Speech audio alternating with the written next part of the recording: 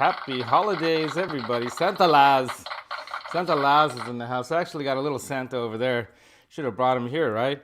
What's going on? It's Sunday morning here in lovely cloudy Livermore, California. I got some new glasses. I know they're a little reflective. And I got my little friend Maximus here. Here we are for our show. What do we call this show? This is, come here, little one. This is the Guitar Mod Squad show. Woo! That's right, Guitar Mod Squad show.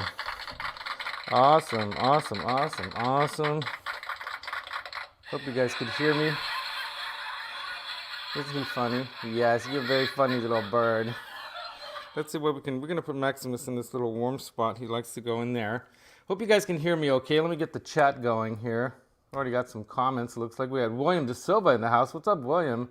It's been a little while. Dave, all night. Good morning. Yeah, I missed the Johnny Beane show last night. I thought I had family over, and it was really nice because it's been lonely around here with just me and Maximus and without my sweetie in the house, you know. I'm still on the couch here with the show because the construction is continuing in the studio room. And I'm waiting now for till the 7th, 2 days from now. I'm waiting for some material to come in for the ceiling, for like the sound, well, it's like acoustic tile kind of stuff you put on the ceiling. It's not like the heavy soundboard stuff. I already put some other kind of foam, kind of heavy duty, kind of like they use it for like the exterior. Good morning and video burps. Sorry about that. Anyway, on the ceiling I have this like real thick kind of like styrofoam kind of material that they put on the outsides of homes to weatherproof and sound deaden. I guess more like to soundproof and even weatherproof. But I felt that was like the best stuff because it's light material that I can put up on the ceiling. And I'm going to put this tile stuff on there. So I'm going to be doing a video series on how to turn a small apartment bedroom into a studio room. And I think that, yeah, Maximus is here. Maximus, what's up? He was having a good time yesterday here while my mom, hey, Fret Level Midnight, dude. Sorry I didn't join you guys yet. I'm not ready. Hey, I got him right here. Check it out. I got two. Yeah, man, I'm gonna get into it a little. And I told my sweetie too. She's like, "Why'd you get the game thingies?" And I'm like, "Honey, it'll be fun. Instead of just being stuck here playing movies or watching movies or not knowing what to watch, sometimes we just watch some crappy zombie movie or something. We could play the games, like the zombie games and stuff, because we both like that kind of stuff. So yeah, man, ready to rock and roll it in the GTA and all that. So yeah, I got these Xbox ones. They say they work fine for the PC gaming too. I hope. I don't know. I haven't gamed. I haven't really played any games since like what? The late 90s. Maybe 2000. But yeah, I think 2000 was probably the last time I really sat in a room and played games. Outside, okay, that's a lie. Because Guitar Hero, for years, even after that, Guitar Hero was the thing, and I was playing that too. The Lamb is in the house too. What's up, the Lamb? Got 6 people in here, couple lurkers. Somebody's lurking out there. I think I know who you are. Might have you come over and help me eventually here. We'll see. But yeah, I was hoping I was going to get a little more help again this week and yesterday from my buddy Nick or someone else, but just didn't come together, and I had a busy week otherwise. How old am I? I'm 55, dude. I'm an old fart. Look at the gray beard. Yeah, I'm pretty old, dude. I'm a senior. I actually became a senior this year, 2021, man. And it's great because I don't feel like a senior, and I don't have, well, I don't know. I guess you could say I have the wisdom of a senior. I have the heart of a 20-year-old, you know. I have the rock and roll soul of I don't know, any age, right? Pick an age, you know. I was into rock and roll when I was a little kid. This whole Beatles thing, that's one of the things in the description that I wanted to see if you guys wanted to talk about today. Outside of that, I have something here. I didn't get the camera because my phone is a little low on battery, and I was listening to stuff in the morning waking up. Let's see if I can do this. I gotta go into StreamYard here. From here, might be able to pull this off because what I want to do is show you guys what I'm gonna do here. So I've got my, hey, don't eat holes in my shirt. Well, okay. Roxy did that all the time. He would now Maximus is doing it. She would like nibble little holes in my shirts. All my shirts have like little holes in them that I'd have on. Oh, somebody's sending me a message. Brent. Oh, okay, I know.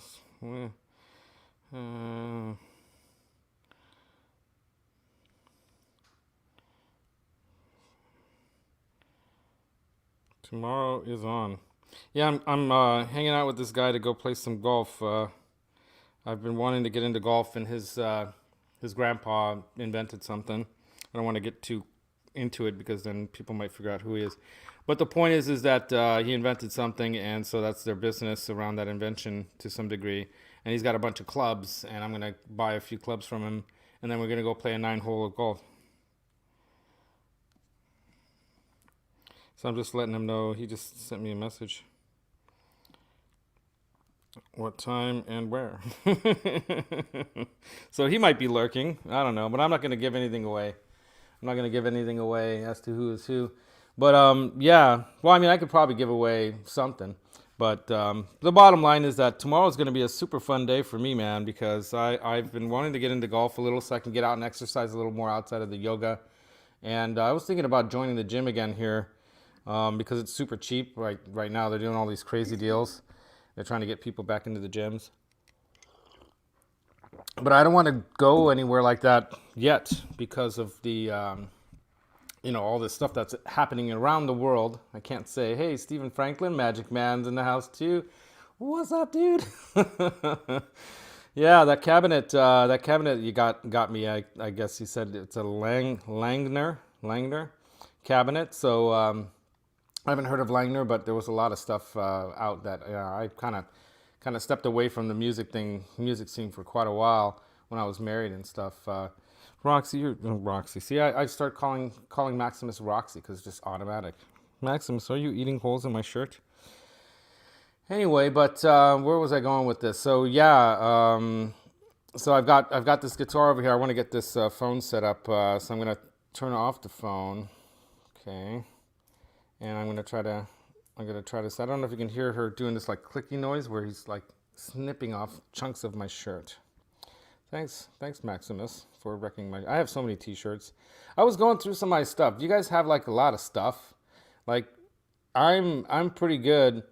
I'm pretty good with stuff. When it comes to purging, we do that every year. We do what we call our yearly purge right after New Year's. So we go through everything and get rid of everything that we don't use. We either give it away or we give it to family who might need it. Family always comes first. So you first ask family and cousins and kids and stuff. And then from there you go to the next level, you give it to charity or whatever you can. Like I just went through a bunch of stuff with my wife that I'm going to take with me to Peru, that she's not wearing any more clothes and stuff. That's, she buys clothes. She's like, fashionista. So you don't even want to know how much the shoes cost that I got for her for her anniversary gift. A lot. Let's say I can buy guitars with that. Some Italian company. Anyway, she's gonna hate me for telling you guys that. But it's cool. Everyone's got to have a hobby and something, right? She loves fashion and stuff, and she liked the decorating like this picture and all that kind of stuff, like these orange pillows here. She's the decorator. I kind of have an eye for it too, but she really, no, this and that and that. And then it all comes together. And sometimes I'm better with space. I'm better with the spatial kind of like this. No, this will work this way and that way and whatnot. But yeah, I'm taking a whole big suitcase full of stuff there. I'm only going to be there for 2 weeks, and it's going to be summertime. So I'm going to be in, basically T-shirts and shirts and shorts while I'm there. So I'm not going to take much for myself, but I'm just going to take a bunch of stuff there. So yeah, your wife too, William? Yeah. Hey, I'm all cool with it, I like to dress up. I don't know if you guys seen Laz dressed up before, but I think I posted some pictures when Laz, I speak of myself in the third party. The fact that I just did that is hilarious. The Laz. I remember when in high school, some of my friends called me the Laz. I don't know why. I guess it was a thing. The Laz. So yeah, that's when that whole nickname started, is high school in Colorado. I went to high school at Cherry Creek High in Colorado. I lived there for 4 years of my life. And when I turned 18, actually before I turned 18, came right back because I was really missing my family and friends here in California. And I was about to lose my driver's license for racing my Charger.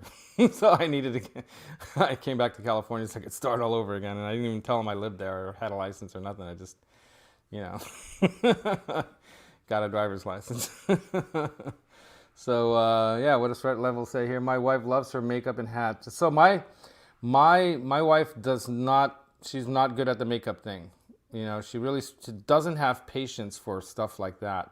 She'll spend an insane amount of time, hours shopping, you know, looking at stuff and trying it on. No, you know, she'll spend hours doing that, but she doesn't have patience for things like cooking or things like shopping. I mean, things like makeup, that kind of stuff.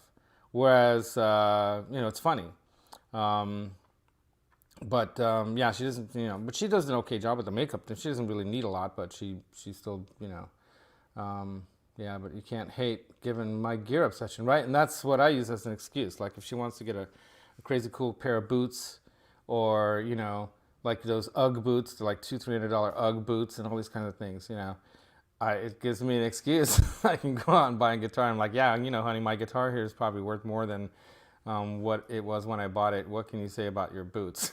So I get away with that. I learned a lot of that from Phil Mcknight. But anyway, let me see if I can get this phone set up here on the good old StreamYard and enter the studio. I have to make sure this is turned down too. Hold on, turn off the volume here. Sounds, because if the volume's on, hopefully that works. Because last time when I was doing this with Johnny Beane, there were some issues. I don't know why. All right, let's see. We're gonna call this guitar cam. Guitar cam. Enter the studio. See if we can set this puppy up. Okay. All right. Yeah, it's in there, right? Let's see if I can get this set up just right. Sorry about all that. Hopefully you guys don't get too dizzy.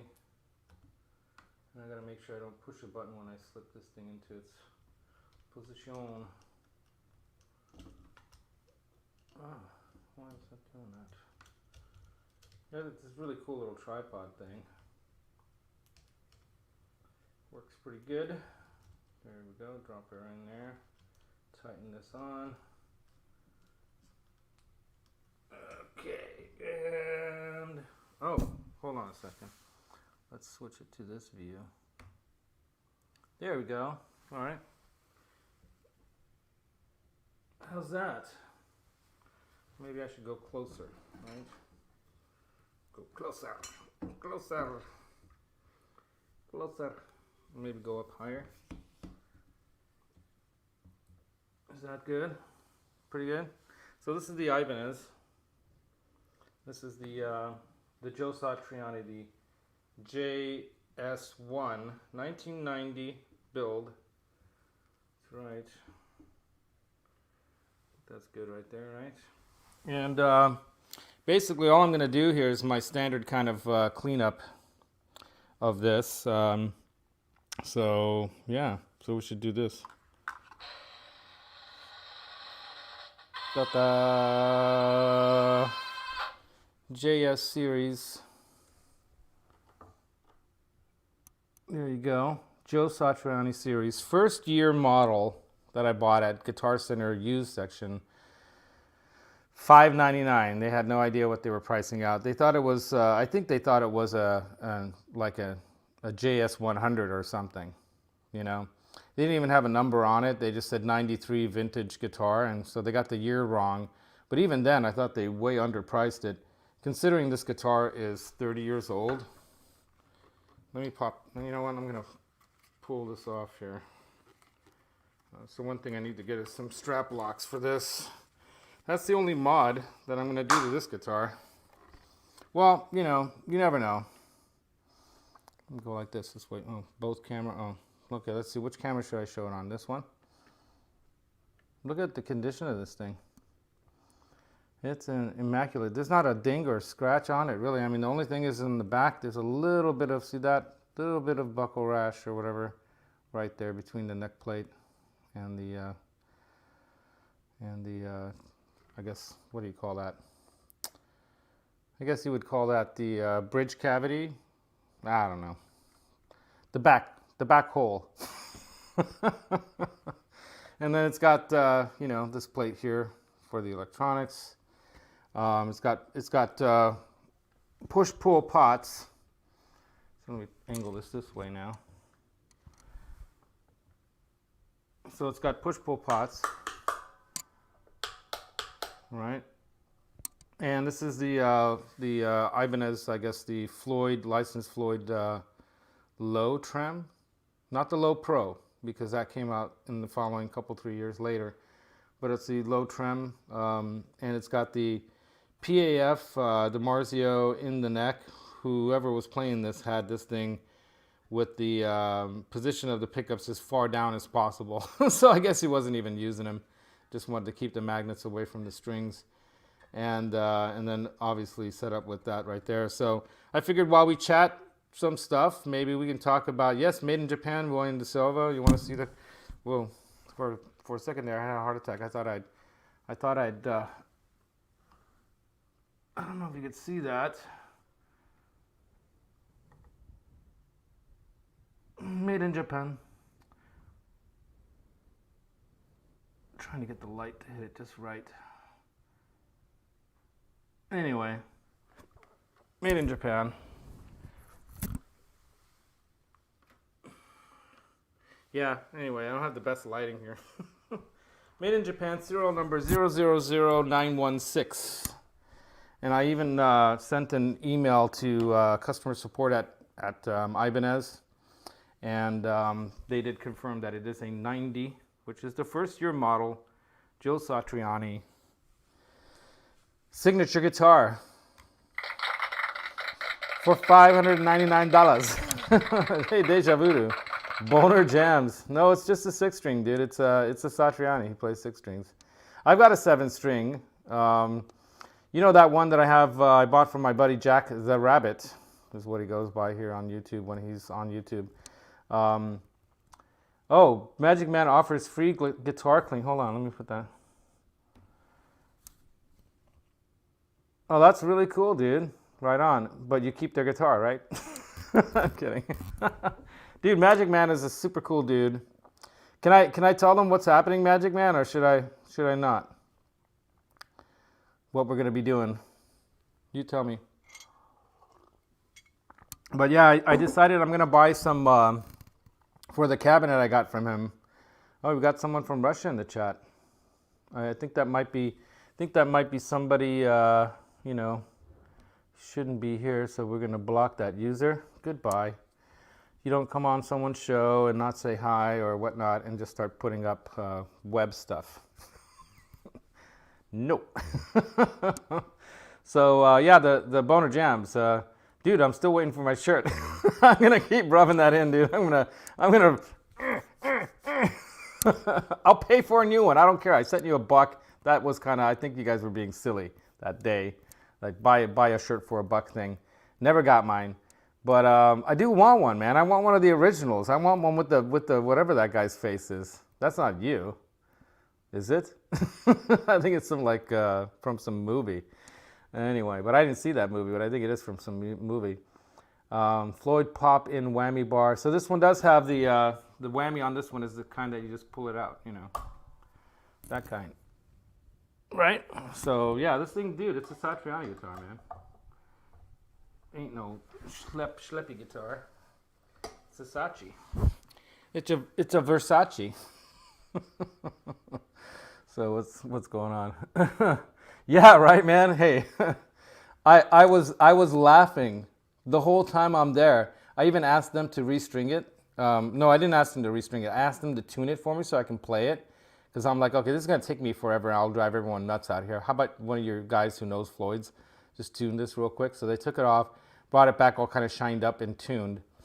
And oh my God, Maximus is eating holes throughout my entire shirt. Hey, Scott Guitars. And yeah, I mean, are you kidding me? I was laughing the whole time. I'm like going, are you guys sure this is the price? You know, I was even trying to be nice. I'm like, you know that this is really a cheap price. And I'm even the whole time I'm talking to some of the other guys. I'm like, guys, man, I'm not surprised that someone stuck this up as far as they could on the wall so no one could see it, so some guy there could buy it after a certain period of time goes by. You know, if you're a retailer, I've worked retail when I was a teenager, and I'm like, okay, you know, you can't buy the stuff off the floor or hold it right away. It has to be on the floor for a little while, but then you can buy it or put it on layaway or whatever. I saw that up there, and I know some other guys were jonesing to buy that thing, and I just snagged it. And what's funny is I'd been going by that Guitar Center for every couple days in a row because I had this theory that during Christmas period, holiday time, right before, you know, like a week or two before Black Friday, people sell gear. I bought a bunch of pedals from Henning, Pauly.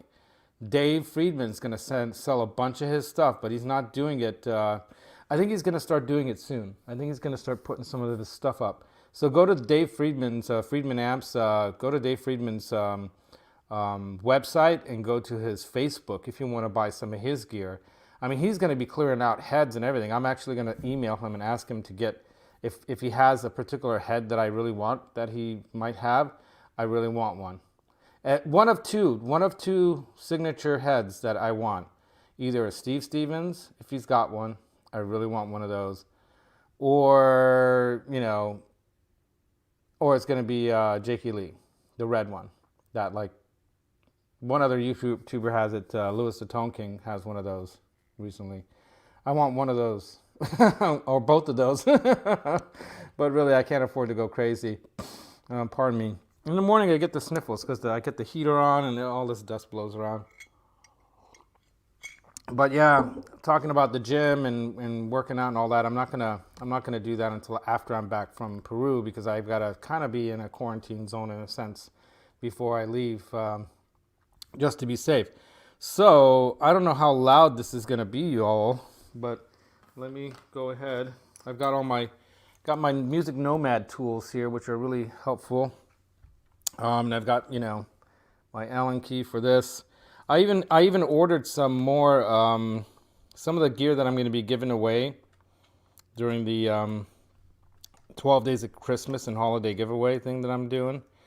Some of the gear I'm going to be giving away hasn't arrived yet, but I did get some of it the other day. I did a, you know, live stream unboxing of some of the stuff from Sweetwater and whatnot. So, yeah.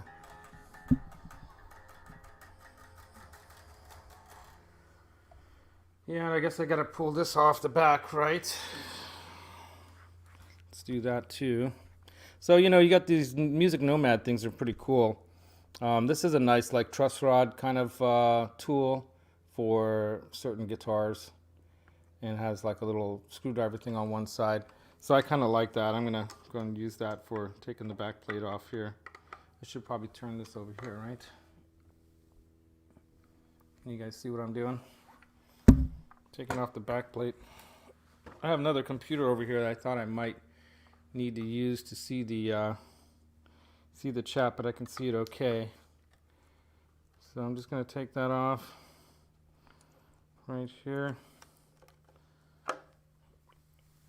And so while I'm doing this, man, because I want to get this ready for tonight's Johnny Beane Sunday night string change show. I'm going to do the string change later tonight while I have, you know, Johnny Beane around and other Floyd Rose experts to help me with the proper way of doing that. I've changed strings on a Floyd Rose before, but, you know, I thought it would be cool to do the string change. And last time when I did the string change on the Les Paul that I bought used at Guitar Center, also had a good deal. Not as good of a deal as this one. This one's a crazy super killer deal, right? But I got a good deal on that Les Paul Tribute studio guitar, and I changed the strings, but I told him, dude, maybe I should do all the cleaning and all that before the show, so we get that out of the way, because it's going to take a while, right? And he's like, oh, maybe I didn't need to take that off. One thing I might modify, of course, is I might take these springs off and put some Tessie switch style ones in there that are rubber coated. Yeah, maybe I don't need to do that, right? Maybe I just need to drop that in here, right? Anyway, so I'm kind of a novice to the Floyd Rose thing. Mostly played Strats when I had a guitar. The last time I had a Floyd Rose type guitar, outside of the V and the Super Shredder I have, was my, 1996? No, was it a 96? No, what am I talking about? That's the Strat I had. It's my 1988 Gibson Super Strat guitar that Charvel designed for Gibson back then, when Super Strats were the thing. And let's see how to do this. There's somebody who's like a Floyd expert in the chat. If you wanna chime in on what I should do as my next step, feel free. But normally I just go like this.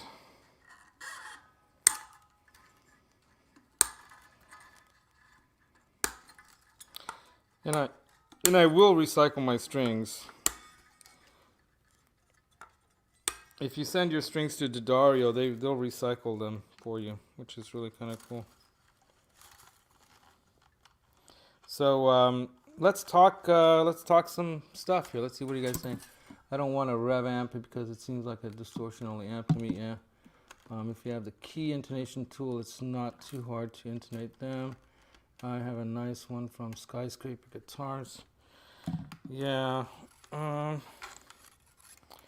Yeah, somewhere. I'm sure I have all that kind of stuff here somewhere. Oh, by the way, yesterday I was missing from the Johnny Beane the late crew Saturday show or whatever, Saturday night show, because my mom and my mom's cousin came over, and cousin's wife anyway, cousin-in-law, and they baked up and cooked up a storm here, and basically I went into food coma after they left. I just I had a little glass of bourbon, and I was watching Star Wars, and I just fell asleep on the couch.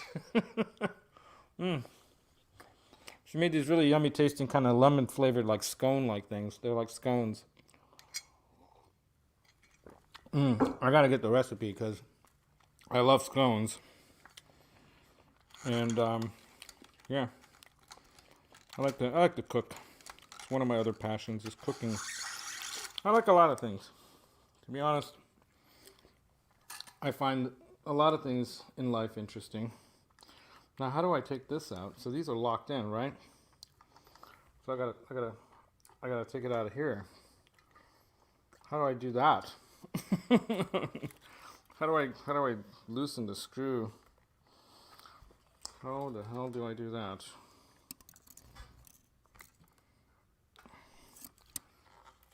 Do I go like this? Whammy down? Oh, that is probably what I have to do, right? Yep, figured it out. I'm gonna whammy down. Now, probably the big mistake I'm making right now is I'm not like using those like wooden block things that I should be blocking this with, right? I have those somewhere. So, I'm probably making this a lot bigger, harder job for myself than it will need to be, because I bought these special like Floyd, when you change your Floyds, these like little wooden things that have little steps, little kind of. I think you know what I'm talking about. But, sometimes the best way to learn how to do things is to go about it the wrong way, so that you have the pain of all the mistakes that you're making. and then you'll learn the hard way how you shouldn't do it. All right? Yeah, that's all I needed to do. See, I knew what I was doing. It's just been a while, man. It has been a little while since I've changed strings on one of these kinds of guitars. Ow! Just poked myself. blood. Anyway, what's another thing? I'm going to be going to the Red Cross on Tuesday, giving platelets again. I highly suggest people do that if you can. It's actually healthy for you. If you go give platelets, your body, actually the recovery actually helps your body kind of maintain a fresher, better supply of things like platelets in your system. If you're capable of giving blood and platelets, there's a lot of people out there suffering from cancer and all kinds of other stuff you can help. And basically you just have to sit there, in this chair, kind of like a lounge chair kind of like thing. Hey, Maximus, you came out. What you doing? Here, come up here. He worked his way around my body inside the shirt. And, yeah. Poked myself got poked a couple times already here. But, yeah. So I'm not going to string it now. I'm just going to clean it up. Of course, the tuning keys, those are something that you should definitely check out when you're doing this kind of thing. All of these are loose, so let me put this back in place. So all of these are like loose right now. All of these, they're like jiggling around. So that's what this tool is good for. Where's my little handy dandy tool? Well, I could use this one too, so why don't we use this? So this is a very handy tool. This is the Music Nomad tool. Also has like a removable, straight slot or Phillips. I always keep the little plastic sheathing thing on it. Come on, go back in. Just to, it comes with it. It's kind of like a rubbery kind of vinyl-y thing. But this tool is great because it's got a different kind of, nut driver or whatever you want to call that on all around it. So there's 5 different ones. So you'll find whichever one fits. This one's that one. Fits just right. So I can tighten all of these now.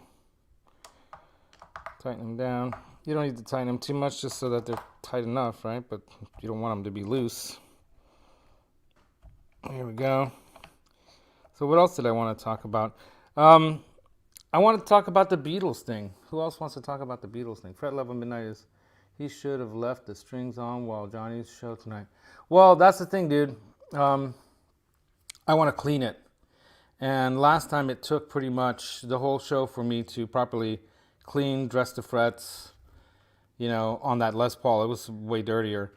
By the end of the show, it took an hour. I was, polishing all the frets with my fret polishing kit. That one, the Stumac micro pads. You've got like goes from 1,500 to 12,000. So you end up with glassy smooth frets. And if I was going to do that on his show, then I'd never get around to getting the strings on. That's what happened last time. Hey JJ, what's up? Rock on, dude. So yeah, so I figured I'd try to do this. Try to get this part done now while we're chatting. And of course, a couple of announcements. Hey, Symmetry, what's up? A couple of announcements. Steve Franklin, I don't know if I said. Yeah, I should have blocked the bridge at least. I blew it. I have those special little, trem blocker blocks too. I know. I should have. I didn't come prepared. The one thing about doing an early morning show, for me, this is early morning on a Sunday at 9:30, is I barely get here on time to get everything set up and ready to go. And because I had family over last night, I basically passed out on the couch after, hey, Blackjack Guitar, passed out on the couch after food coma and all that, watching Star Wars movies. I watched all 3, not last night, but over the last day or so. I watched during lunch and whatnot. I watched the last 3, so 7, 8, and 9. So the Force Awakens with the character Finn and Rey and Poe and all that, and BB-8. And as a matter of fact, I was thinking about painting this up so it looks like BB-8, my microphone, because that would be kind of funny. But I'm a Star Wars nerd. I mean, when we were kids, I remember when it first broke out, it was a funny story about that too. My parents had just been divorced for maybe about almost a year by then, almost a year. It was in the early parts of their breakup. And my dad came to pick us up on Sunday from the Hungarian Center in San Francisco, where my grandparents and all these Hungarians and my mom would, we were all involved in that. I used to do all kinds of holiday pageants and shows and dancing and singing and all this kind of stuff, Hungarian stuff. But so what happens is he comes to pick us up that day to spend the day with us. And he says, you guys want to go see this movie? It's about the stars or something. And we're like, sure. So he takes us down to the Coronet Theater on Gary, and there's this crazy, super long line. And he's like, we stand to the, walking along the line, and he's like going, oh my God, this big line. And some guy comes out of the theater, and he says to us, we have 4 seats, but they're not next to each other. There's 2 in front of the 2 in the back. Do you want to go in right now? You'll make it in time. And he's like, sure. So literally, we walk in and sit down as the last few letters are disappearing, on the first part. And then the starts out with the ships and all that, they're chasing Leia's ship down and all. Anyway, so over the last several days, I've watched Rogue One. I watched the Han Solo one again. I watched there's a couple, the 3 newer ones, the Force Awakens, the Last Jedi, and then the whatever they call it. I think it's called the Rise of Skywalker, right? Because Rey decides to call herself a Skywalker. Because I guess she's originally from Palpatine. Oh, did I blow it for somebody? Damn it. Magic Claws. Who's talking about Magic Claws?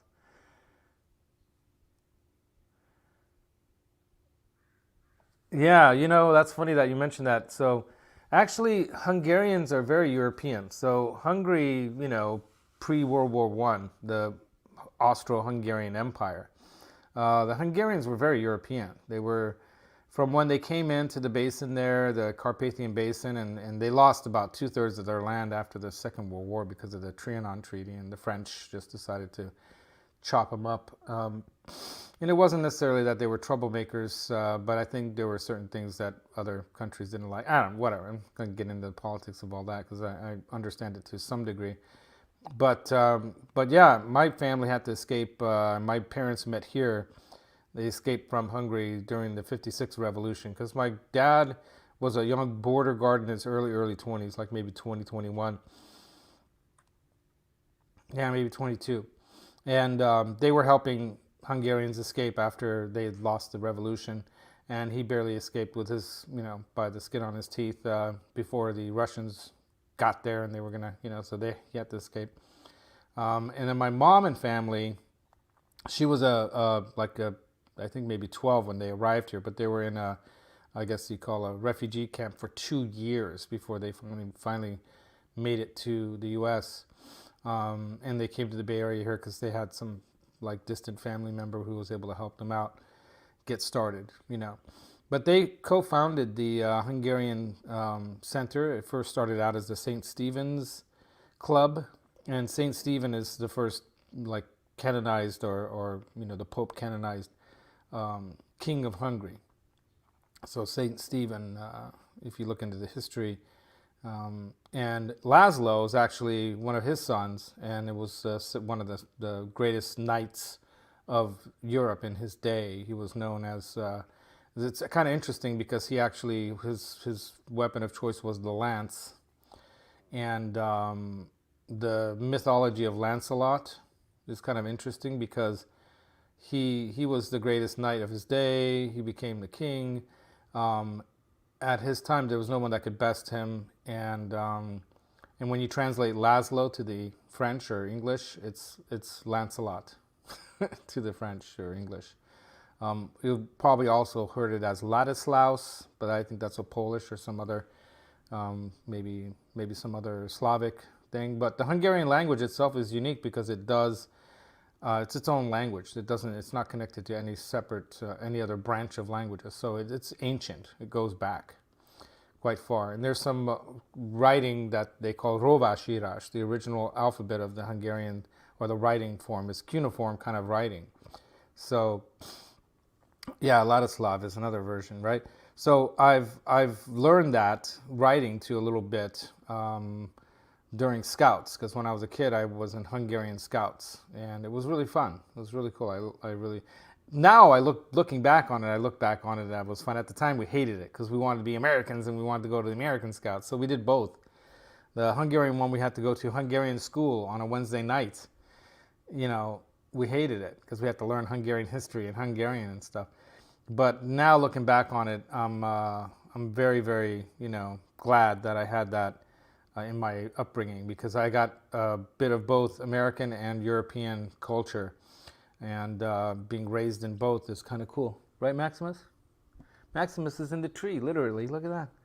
You're in the tree, Max. I shouldn't call him Max. It's Maximus or nothing.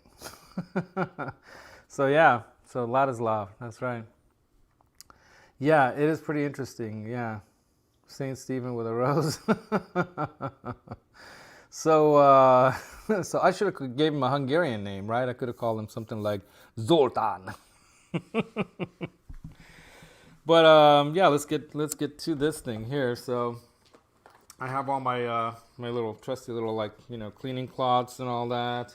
I've got my cleaning. Where's my cleaning solution? I had it here. Did I leave it in the other room? I did. I left it in the other room. Oh geez,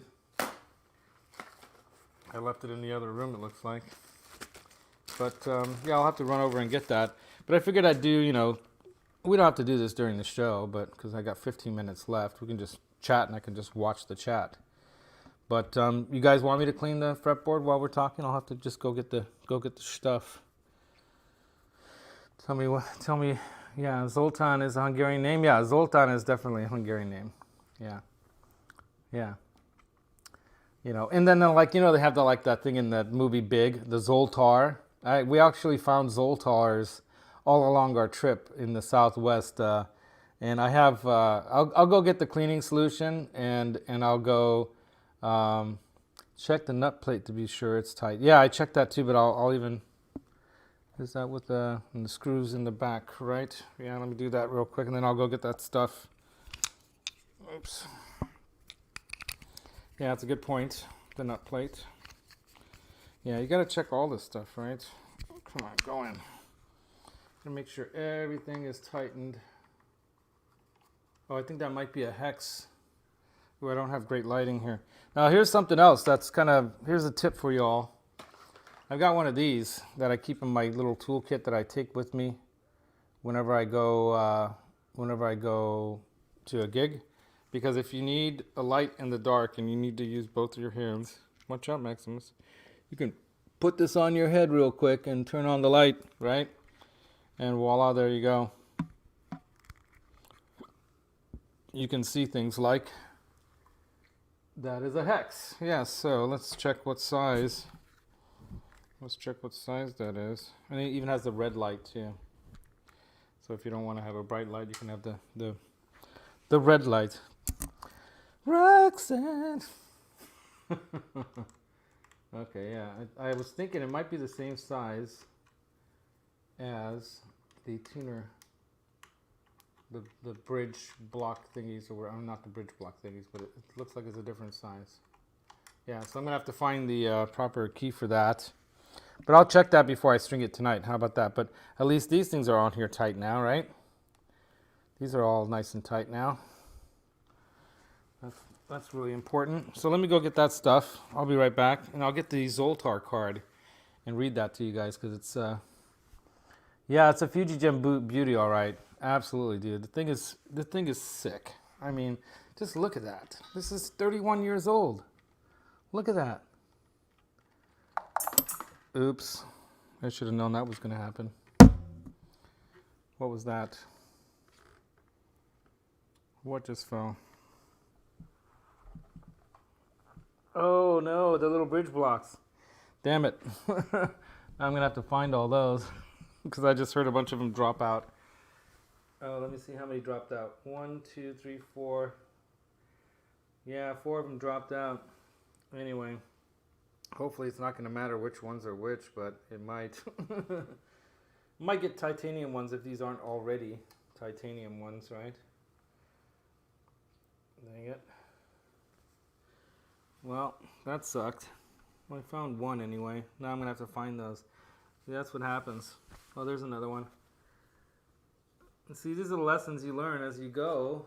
You learn the hard way sometimes, but it's kind of the way it is sometimes. I think I felt one drop down. So I'll be right back. Let me go get the cleaning solution so I can get that going.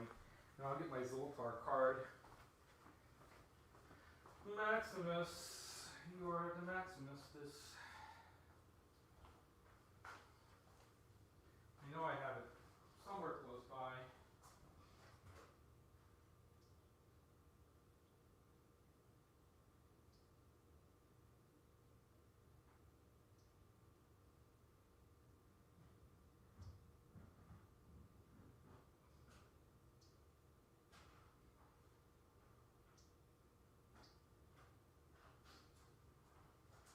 Found it, found it, found it. Found it, I found it. Okay. Got my little bucket of stuff in here. I usually don't keep that with my little toolbox that I take on the gigs with me. I just take like the tools. But yeah, check this out. So I don't know if you've ever seen that movie Big from the 80s.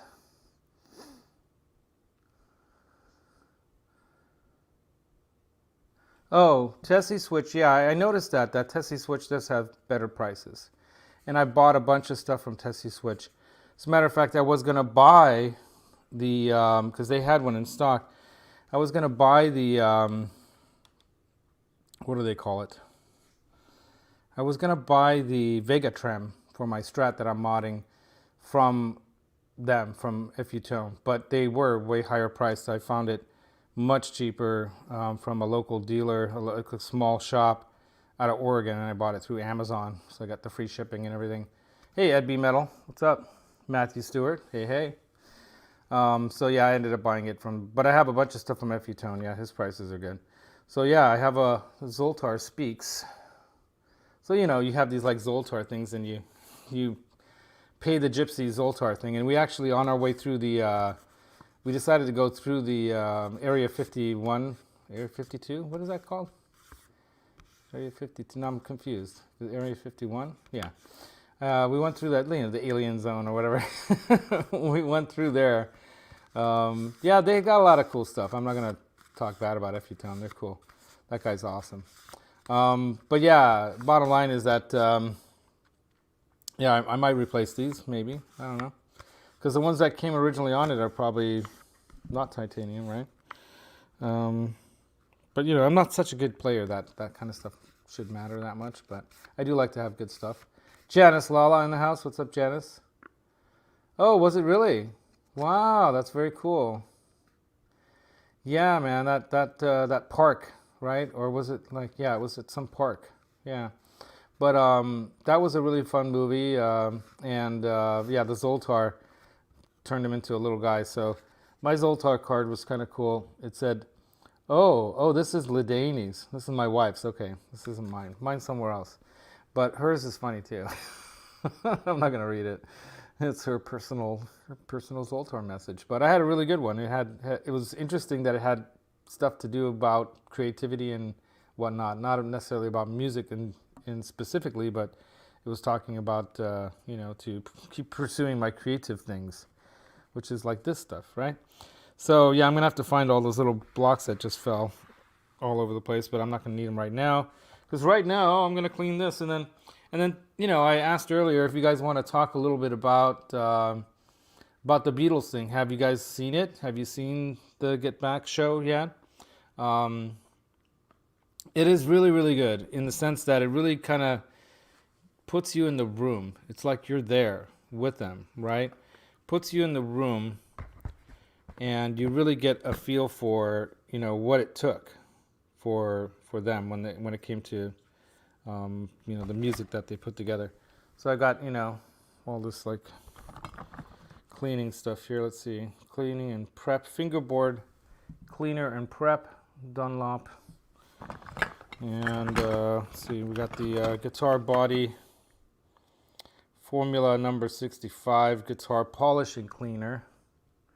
We're going to do that as well. And then we've got the cream of carnauba wax that you want to do afterwards, after the polishing cleaning of the guitar body, of course.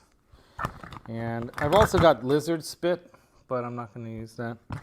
And then I got these handy dandy like little cleaners, like these Music Nomad cleaning tools. These are kind of nice to get in these like little spots like here. Let me move this out of the way. Like you want to get in here. Then little tight spots, you know, like right here. Like that. This is kind of like feels kind of like a leathery kind of thing. I guess that's kind of like the chamois part, you know. If you need to do your little chamois work on there. And let's see what else we got in the box. Let's see what else we got here. Okay, I didn't need to use that. Yeah, that's basically all I really need. Oh, maybe these are, no. Yeah, so I don't, you know, I don't think I'm going to change anything else on the guitar. And then I have some of these cloths have like different stuff. Like this has like the carnauba wax on it, you know. So I have them in this bag or this little bucket. So yeah, first things first, we're gonna just start polishing these frets, and the show's gonna end like in 5 minutes. But yeah, so real quick, yeah, Luthier Laz, not quite, man. Someday I might be able to call me a hobbyist. Oh, and I got one of these too. Check this out. So these were on sale. So I got this for 99 bucks, which is, I thought was a decent deal. The Fender like little mini amp. The only thing I'm disappointed in is that I didn't look closely enough to the details of this. I thought you can connect to this Bluetooth, but apparently no. You have to plug the headphones into it, which is a little disappointing because it would have been nice if it was Bluetooth, because then I could connect with my like Samsung Pro Buds Pro or whatever. I can connect those. Laters, Janice. Thanks for popping in. I could connect, you know, to a Bluetooth. I could use my earbuds and play on the couch, you know, and that was the hope. But it's cool. I'll plug in my Sennheisers or those, not Sennheisers, Biodynamics. I'll plug those in because those are comfortable. I can wear those for, like, I can get the closed back ones too, and they're really good. So what else? So Beatles. So have you guys seen the Beatles movie, or whatever you want to call it, the documentary? What did you think? I think it really puts you into the room, you know, of the creative process. It goes to show you that, you know, they're serious at their job. They went in, you know, in the morning and they worked on it all day until they got tired, and then they would, you know, have some family popping in on occasion. But yeah, I thought it was a really cool series that kind of shows you. And I guess they're gonna release some other stuff also. They're gonna release some stuff that is gonna have even extended. You know, you can even get more, like 10 or more hours. I think extra hours. I don't know if I'd need that. That thing's like 8 hours long as it is, so it's pretty long. Three different parts. But what did you guys think about the Beatles thing? If you've seen it, who's seen it? So it looks like Marky FX has seen it. Yeah, magic cloth and fret guards are the way to go. Way easy, way cheaper, less mess. Yeah, I have the fret guards. So I got those right here. Oh, where did I put the fret guards? Yeah, there they are. I got the fret guards. Yeah. I don't know about the magic cloths, but I just have these. And you know what's nice about, like, if you have a few like little divots, like there are some little divots in here. You know what's nice about having. Let me go ahead and slide this. I'm gonna set this all up in their proper order right here. What's nice about this system is you just go from one to the next. So you go, you know, your 1500 down to your 12,000, right? So it's by color code, so it's easy to kind of tell. Kind of easy. There's that one. There's the kind of green one is next. Where's the green one? There's the green one. Then you got the purpley kind of colored one. That can't be it. That one. Then you got the gray one. That's that one. Then you got the kind of another lighter purpley colored one. Where'd it go? There it is. I think it's this one. And then you got the 4,000, then you got the 6,000, then you got the 8,000, and then you got the 12,000. So, you know, row here, I don't know if you can see them. So I'll just usually, you know, just go down the row. So you got my guards here. Let's see what size. It's probably going to be like this, almost, yeah, not quite jumbo. So these aren't like super jumbo frets, which is good. I don't like the super. These are like kind of maybe a little bit higher than that. So I just, you know, go right at it, just like that. Now you can go crazy with, you know, putting some blue tape on here if you want to avoid hitting your fretboard, but this is a rosewood fretboard, so I'm not too concerned.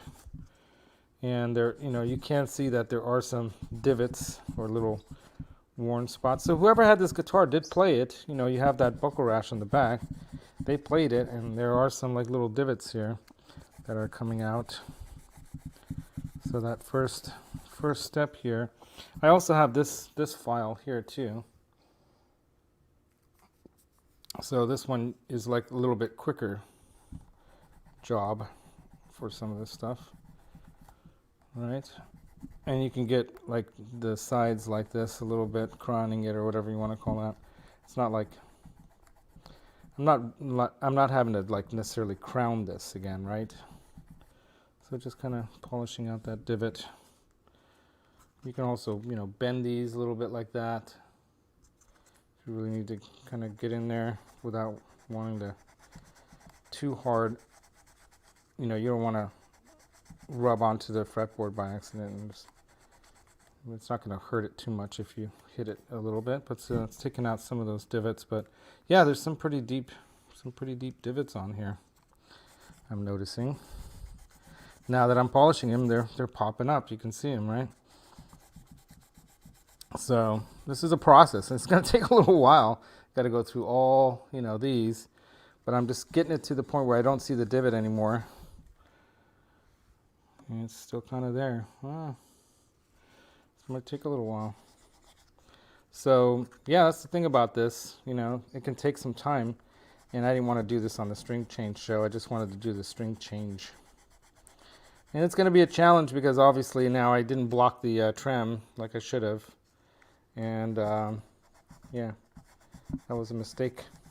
Because like I said, doing this early morning show, it's hard to have everything ready. I would have had to do it the night before, and I just like basically passed out last night after eating too much and having a little. It was fun. It was really fun to have my mom and my mom's cousin over, my auntie, I guess, visiting, cooking and stuff. So I'm starting with the 1500. So that's what it comes with, this micro mesh system. Starting with the 1500 JJ. Is that good? Yeah, watch it and be prepared all day, all night that it's not a happy ending, the first one. So that's when there's some issues, you know, there's obviously some conflict and some issues going on.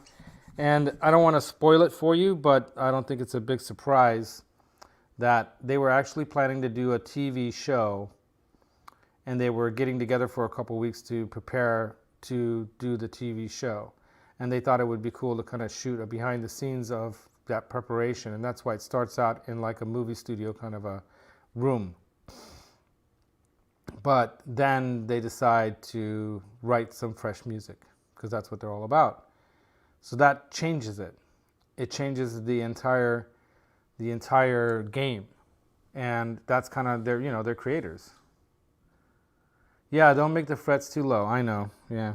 Well, this has a little bit of a divot in it, but now it's a lot better. So I'm gonna leave it. I'm gonna I think that's okay right there. It's still, I can still kind of see it, but at least I can't feel it. Like this one, I can really feel it. At least on here, I can't really feel it. So you want to see a close-up? I'll show you a close-up. Here we go.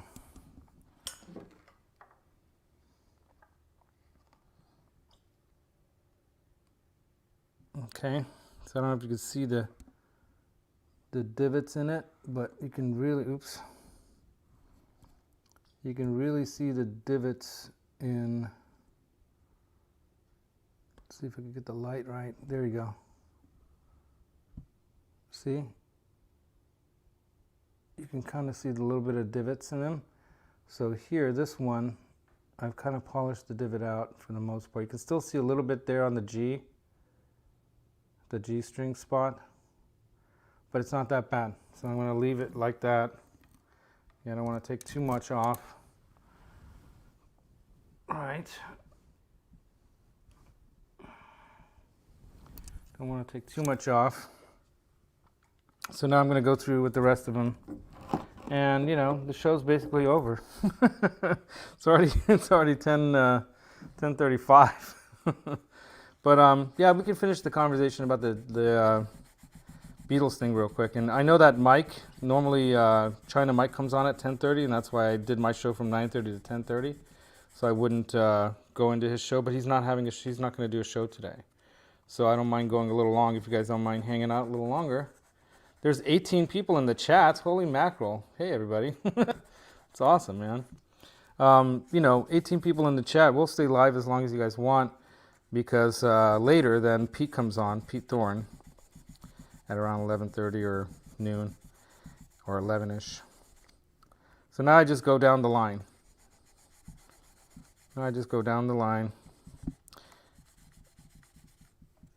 The edges are really smooth. I don't really need to worry about rounding the rounding the edges. I just kind of wipe down onto it a little bit like that. So that one can't be, that's got to be this one. Yeah, that is. Okay.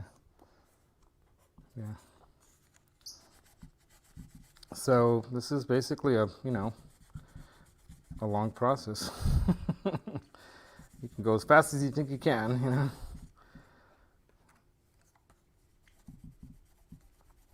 There we go. Almost there. So that's the first one done. And this one's basically at that 12,000 range. Check out how gleaming, shiny, nice that looks. So that one, compared to that one, right?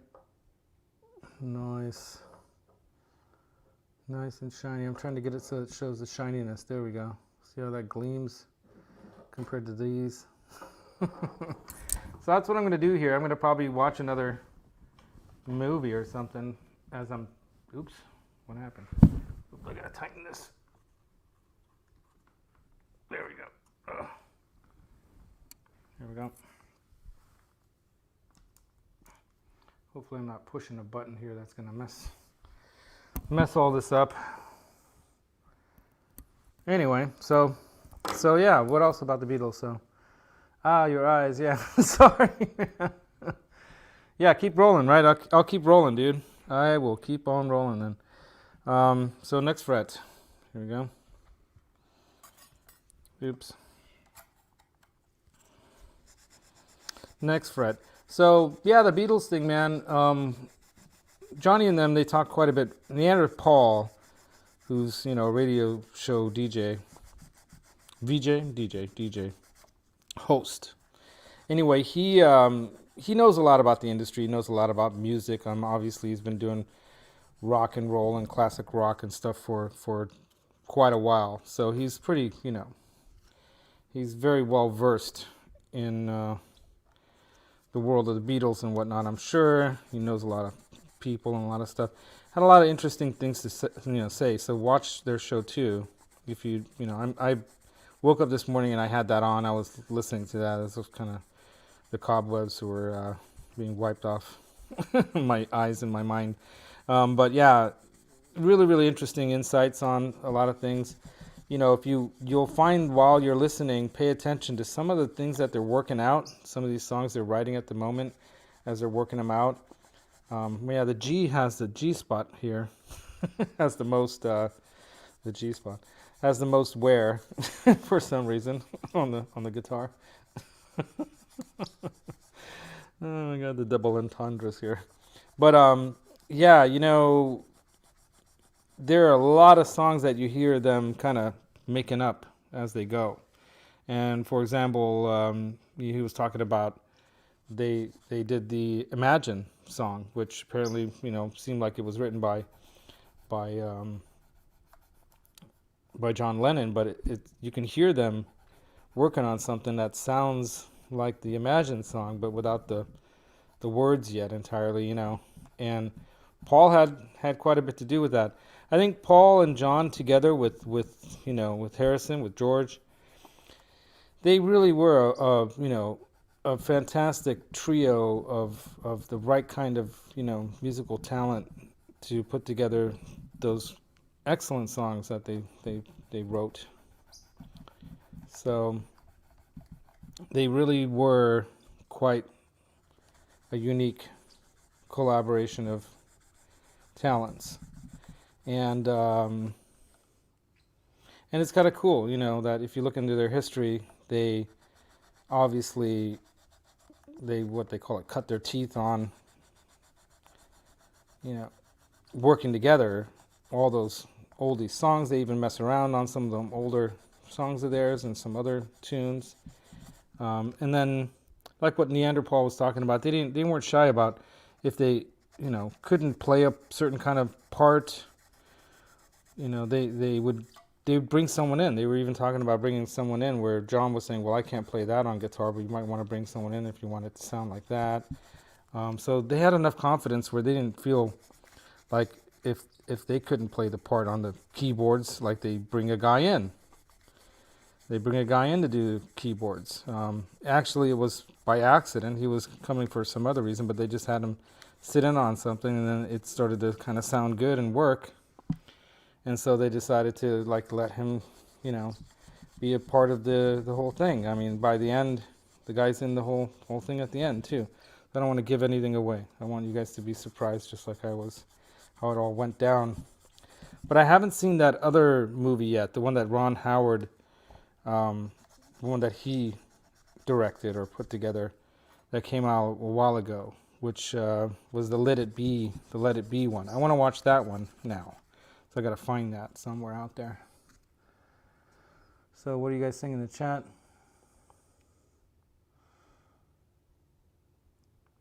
Keith Moon, using my frets. Paul was whistling at some point. Yeah. Yeah, there's all kinds of stuff that they were doing. Yeah. Yeah, like what JJ was saying, their workflow was incredible. The way they kept hammering at the parts until it was right. And that also had something to do with their conflicts with each other, because sometimes that can get old, but they're pros, and if you saw, if you haven't seen it yet, but if you see that I mean, how many tracks, 8 or 12 track recording console that they were using, that thing looks like it came off of some Starship or some kind of weird sci-fi movie from the 50s or 60s, right? So it was pretty wild. Seeing the equipment that they were using and the microphones they were using, the windscreens that they had rubber banded onto those microphones. I mean, you would think that they were using high-end Tallmans or some kind of special kind of mics or gear, Neumanns or whatever. No, they had these, I don't even know what kind of mics those were. They were like these little sticks with a little mic on the end. I have no idea even what, and then they were trying to bring sound in via the PA system. So that was in the early days when PAs were hardly even available yet. They were one of the first groups that actually pushed the necessity of having a PA system, because they couldn't play loud enough off of the stage through amps. to, you know, for the people to be able to hear them, or for them to be able to hear themselves. They couldn't hear themselves. You know? So anyway, it was really cool to be in the room with them while they're, you know, writing it. And then one of my favorite parts was with the piano. They had that high-end German piano in the studio, but they were saying, I'd really like it to be like this kind of like old-timey kind of piano sound, like a, what do they call, a honky-tonk kind of piano sound or whatever, right? And so then one of the guys decides, okay, we're going to put some newspaper, and they lay newspaper on top of the strings in the piano to dampen it, to make it sound weirder or different. So they don't go get another piano. They you know, when they're working on like the Let It Be thing or something like that, Paul's working on that, and you know, they don't want it to sound so perfect, so they go find some, you know, newspaper and stick it on there. It was just so cool to see, like, just being, you know, on the spot, kind of, let's try this, let's try that, you know. And then you'll also notice later, Paul's playing the piano, or he's even messing around with, you know, something else. He's on the guitar. He's actually playing John's Epiphone with, I think it has two P90s in it, so I don't know what model Epiphone that is, but it was like a Epiphone that has two P90s in it. And then John is playing this Fender 6-string kind of bass-like looking thing. So it has the heavy kind of bass. I forget what kind of guitar that is. Someone in the chat might know. Yeah, that's exactly right. He was playing the Imagine thing on the piano. Fret level says he's sanding down the neck. All right, mod stuff. The glary necks have a profile that's thicker than traditional baseball bat. Yeah, right. Yeah, I noticed. I've heard about that. But they have, some of them are thick. I guess they CNC those things. But yeah, it's got a pretty good little divot here, low spot at the G, but who knows? I might have someone else look at this and you know, get their opinion on whether or not they think it might need to get refretted, but I don't think so. I think it'll play okay in that, you know, in that spot right there. So yeah, I'm on the 2nd fret only, you guys. I'm not even done. Now I'm going through all the other pads here, the micro mesh pads, down the line. Yeah, but let's see what you're saying. Spend too much time on Johnny Beane's channel. Yeah, right. Oh, Neanderthal, yeah. Yeah, right. Fret level midnight. No, you don't spend too much time on there. Here, let me wipe this down a little bit because I got some.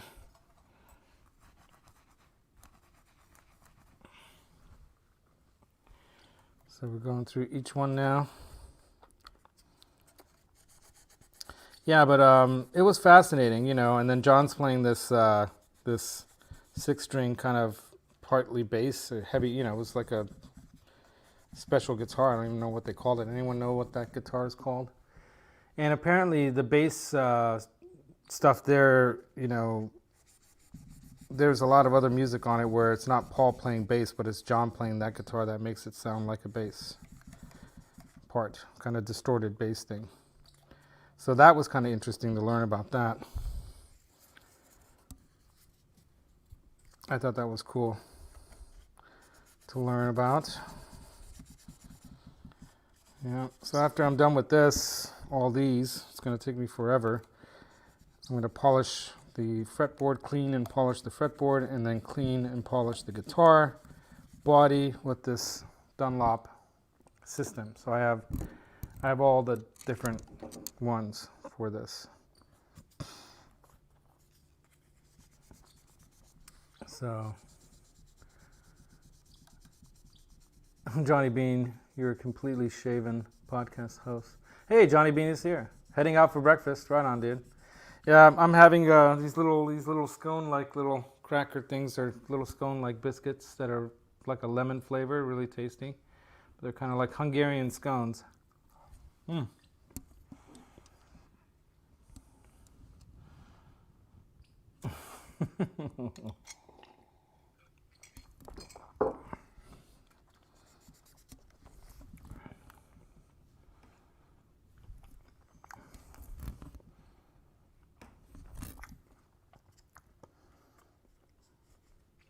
Perfect. So yeah, as you can see, I decided to do this before the show tonight, so we don't spend all night doing this. I'll get this done, and then oh, why'd it go sideways? Hold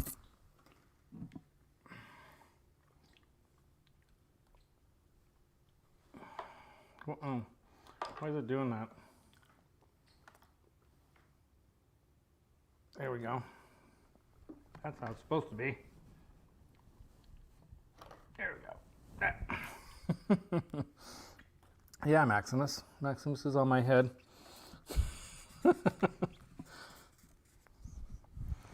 So yeah, this is a process. Oh wait, it's supposed to be on this one here. There we go. It's a process. It can be a long process sometimes. But it's worth it. You know, I like the guitar to be clean. Yeah, Johnny appreciates a clean guitar too, I'm sure, right, Johnny? You must be wealthy. Bacon.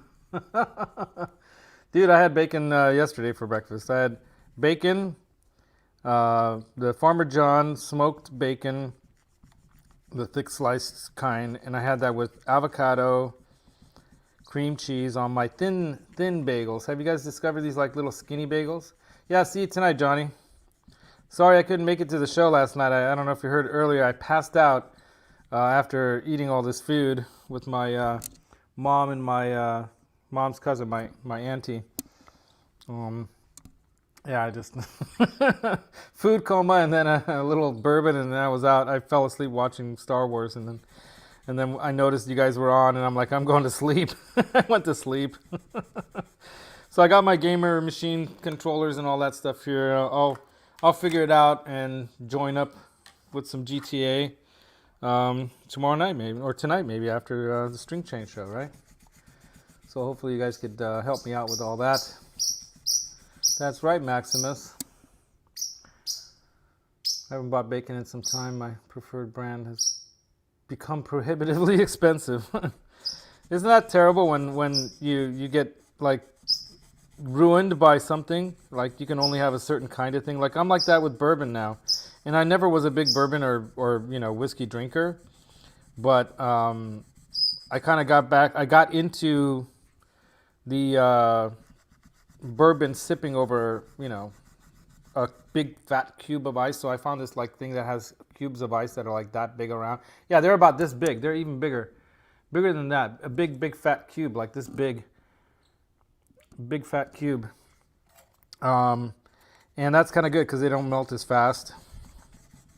And so I found that at Crate and Barrel, and that's what I use. But yeah, it was a friend of mine who got married, and for our groomsmen's gift, he each got us each a really nice bottle of single barrel Four Roses bourbon. And that stuff is so smooth. It's so good. And that's when I discovered what good bourbon and whiskey and scotch and all this is kind of about. But, you know, I've tried a few others. I had some of that blended bourbon, which is made by Neil Giraldo. It's his bourbon brand called Three Chord Bourbon. It's a blended bourbon. And it's really good. But yeah, the Four Roses over ice, you know, with nothing else, no chaser, no nothing. That stuff's just like to sip it, and you just can sip it for a half an hour or more, you know, just enjoy the flavor of it. It's that good, you know. So I'm ruined too. I haven't tried some of the higher expensive brands yet. Yeah, Maximus is hanging out there. But yeah, everything's expensive right now. I mean, you know, there's this thing happening in the world that's causing issues with supply chains of things, right? What am I doing? I'm not even close to done yet here. And that supply chain problem is causing, you know, the price of everything to go up, obviously. It's pretty simple economics. I think I got that one pretty good. Yeah, I don't know if this might need a fretboard I mean a fretboard, refretting at some point, but hopefully not. We're just gonna hope not. But yeah, it was played. It's got a little bit of fret wear. First glance, it didn't seem that bad, but yeah, once you start to hit it with these little cleaning pads, then it becomes immediately, you know, obvious that it's got some fret wear there. It's gonna go down the line. So what else about the Beatles, you guys? I understand why it just blows dog. Yeah, it sure does. And our wages sure haven't gone up, have they, fret level? I mean, that's the thing, is that everything keeps getting expensive, but wages don't go up. You know, for 3-4 decades now, it seems like the wealth has gone from the middle class being a powerful, wealthy part of, you know, holding a majority of the wealth of the nation. Now only a few percent of the population own all these assets and have all this wealth, really. I thought it was funny when I remember when Bush Jr., GW, was talking about pre 9/11 about, you know, there's so many homeowners in the America, it's so great. And I remember at that time too how, I think it was not, maybe it was post 9/11, but he was talking basically about how, oh, there's a lot of home ownership, and I was laughing because I'm like, dude, nobody owns their home. The banks own them.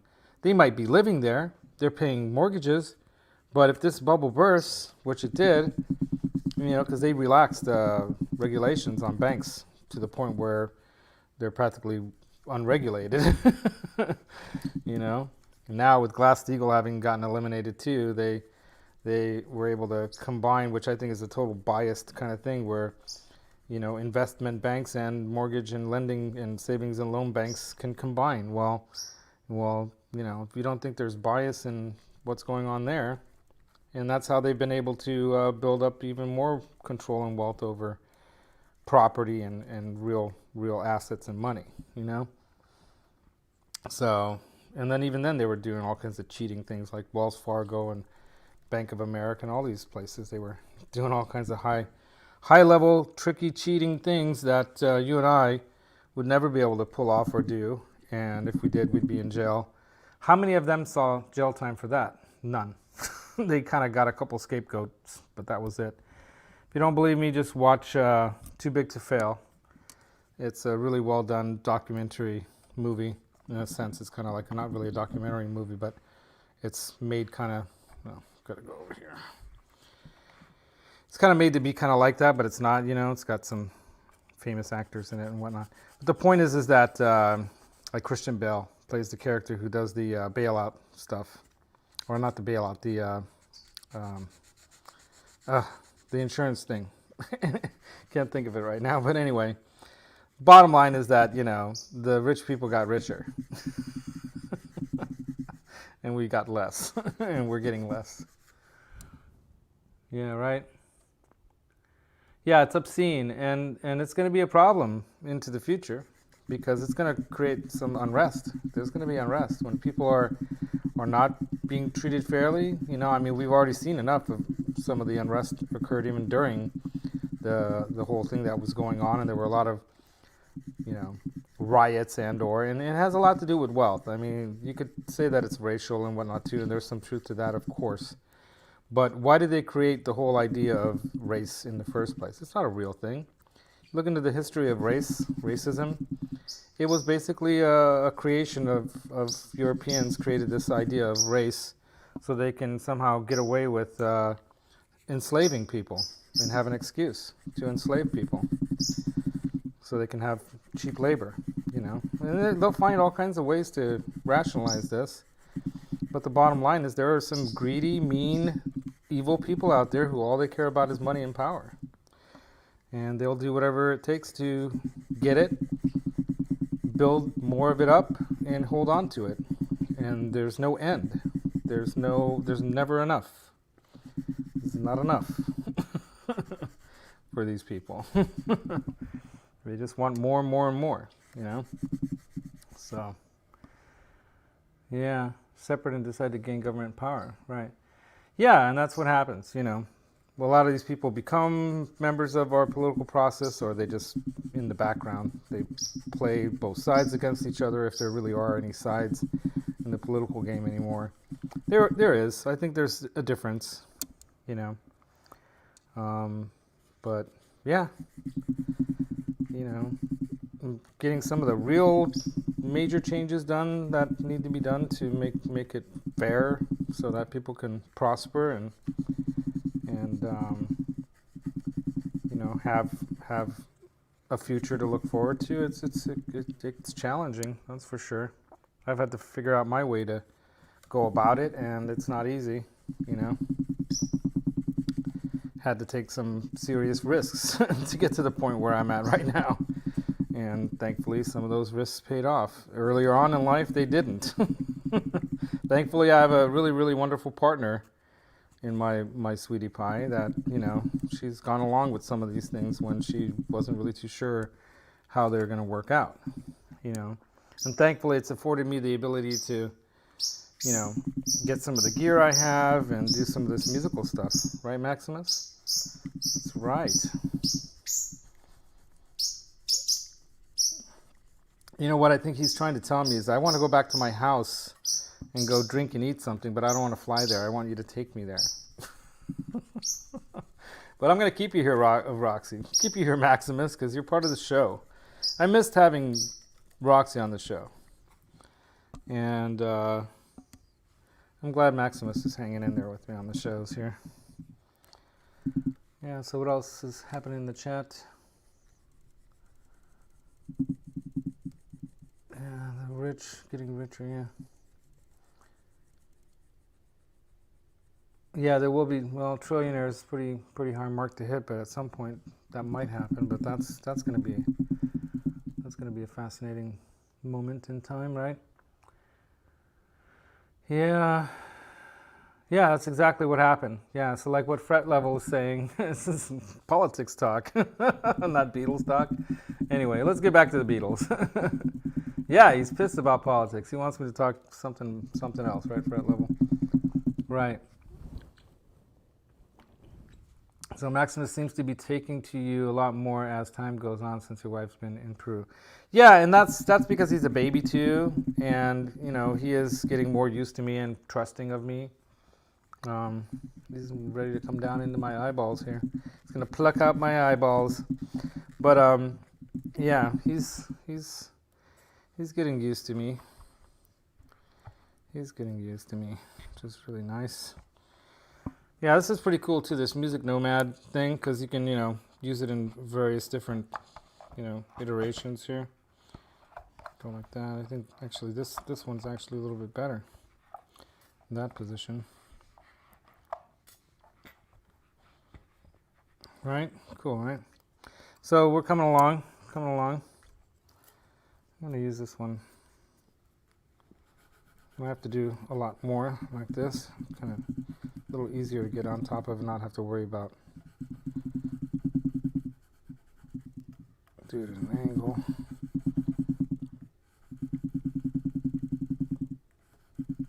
And these are a little bit, they're not so wide like some of the jumbo frets. This must be at the most a medium jumbo or smaller. I have all the stats on this guitar. Maybe one day I'll do a demo of it where I'm going through all the things that's in it, all the stats of this guitar, so you guys know. But yeah, you can look it up obviously, but it'll be kind of fun to do a video of that. Right, Maximus?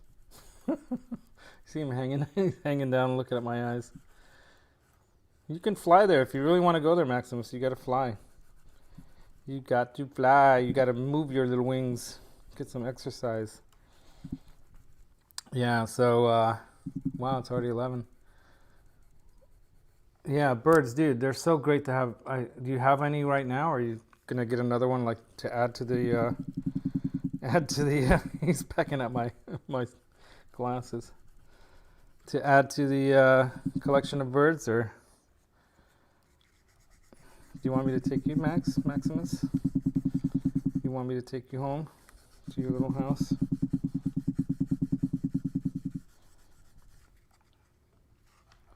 Yeah, this one right here. See, this area is where a lot of people play, and that's where the deepest divots are. Yes, Maximus.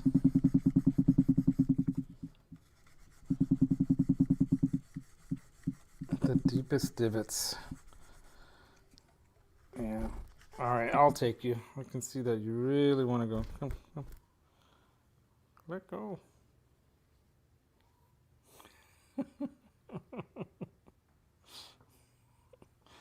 Maximus. Oh, you got stuck? Is that what happened? Uh-oh. What happened? Are you stuck? Oh.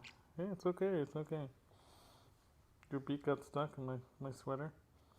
There you go. What happened, Maximus? All right. You okay now? Okay. Anyway, they're so cute. And these Pacific parrotlets are very social. So once you socialize them to you, you know, they get very attached. And so unlike other birds like parakeets and stuff, these will like Roxy, you know, they really become like your little buddy. Yeah, I'm going at this one a little bit extra because it's got this deep divot. Hopefully it's not gonna mess everything up. I've got my brand new, where did I put that thing? Where did I put that thing? I got this thing from Mcknight in my care package. This is very cool. Right? The Music Nomad fret rocker and like measuring, you can check your you know, string height and all that. But what's great is that, you know, you can check for fret rocking. And it's got all different sizes, so you can even do the ones over here. So there's no rocking there. No rocking so far. Little. Let's see. No fret rock anywhere so far. Which you would expect on a signature Satriani.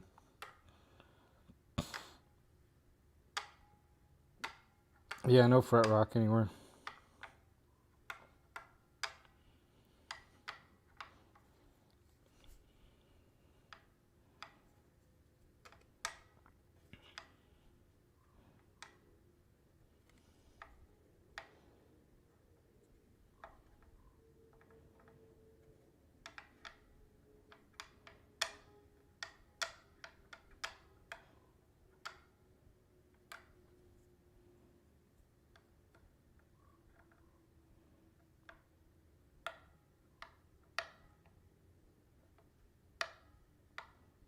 No fret rock. That's perfect. Anyway, that was good to check. But yeah, there's a bit of a divot here. Trying to get it out. I don't want to overdo it, but yeah. This one's on the D string spot here. All right, so back to the chat. 2mm might be acoustical. What do you play? Punk rock? Who's that you're talking to? Ooh, green parakeet. Somebody's talking about 2mm at the 12th fret for you. Yeah, that seems like a good distance. I've heard some people that like 1.5, but yeah, 2mm at the second or the 12th fret is about right. Yeah, that's roughly where most of mine are, I think. I need to go through all my guitars and check all of them. But yeah, Magic Man recently got a little parakeet. Getting along famously, named Keeley. He's talking to Maximus right now. That's cool. Right on. Yeah, the spalted Pacific parrotlets aren't cheap. No, they're not. This one was 300, so we actually got a deal on him because he was the last. He was the runt of the litter, and yeah, the Music Nomad fret rocker is the best, right? Yeah. Yeah, and cheaper, right, than the Stu Mac one. Yeah. And let's see what else. Yeah. So Maximus is yellow, blue, and green spalted. So he's really quite pretty. Quite a pretty boy. Are you a pretty boy? That's right, Maximus. Are you a pretty boy? All right. So we're on the fifth one. How long do you guys want to be here? I'll do this until 11:30. I mean, until Pete's show comes on. I don't know when his. Let's check it out. Let's go check over here. Oh, my fingers are dirty. Let's see. Keep an eye on Pete's show because I don't want to go into his. Yeah, Beato was talking about the. Oh, wait a minute. Oh, G.A.S is doing a live Christmas show. Oh no, wait a minute. G.A.S Christmas single with Emma. Oh, so he just posted up a video, so you guys can watch that at any time. Or is it live? It is live. It already ended. Oh yeah, it already. Dang. So okay, sorry about that, Mike. I thought, I swear to God, I thought I heard him say he's not going to do a show today. On the Friday show, I think he said he wasn't going to do a live show. Dang it. Anyway, sorry, man. That was a boo-boo. I should have kept a closer eye on that. Anyway, yeah, usually I don't want to go past 10:30 because of his show. So I messed up. I owe you one, Mike. Anyway. Yeah. So what do you think JJ must have? Bear claws. JJ, yeah, man, he's got them thick neck guitars. He's got that. Charvel's got a pretty fat neck on it. That's a pretty cool. And by the way, I don't use I just bought these cheap these shower mats that I thought were funny. This one has like the emojis on it, and I use that for my guitar surface, and it's got because it's rubber on the bottom for like your bathroom. It doesn't slip around. Works perfectly. I got them at the dollar store. That's another recommendation by Philip Mcknight. You can get all your stuff at the dollar store to do all your guitar work. Actually, if you want to, you could probably even get away with. Even the files. Get all this kind of stuff you can get there, and then just get some. The only thing that you might not find there is the fine sanding kind of grit paper to get down to that 12,000. But I think maybe at the nail polish section they might even have, like this thing. It all goes all the way down to this like most smoothest leathery kind of thing here. All right, Maximus, you're going home. Either that, or you got to stop biting my head. Here, I'm putting you back up here. Ta-da! You can do a decent enough job with what you can get at the dollar store to just, get things into better condition than what they would be if you didn't do it, right? But, yeah. So, I'm sorry, Mike, I went into your show. Maximus. Hey, Maximus. Oh, that's so funny. Yeah, exactly.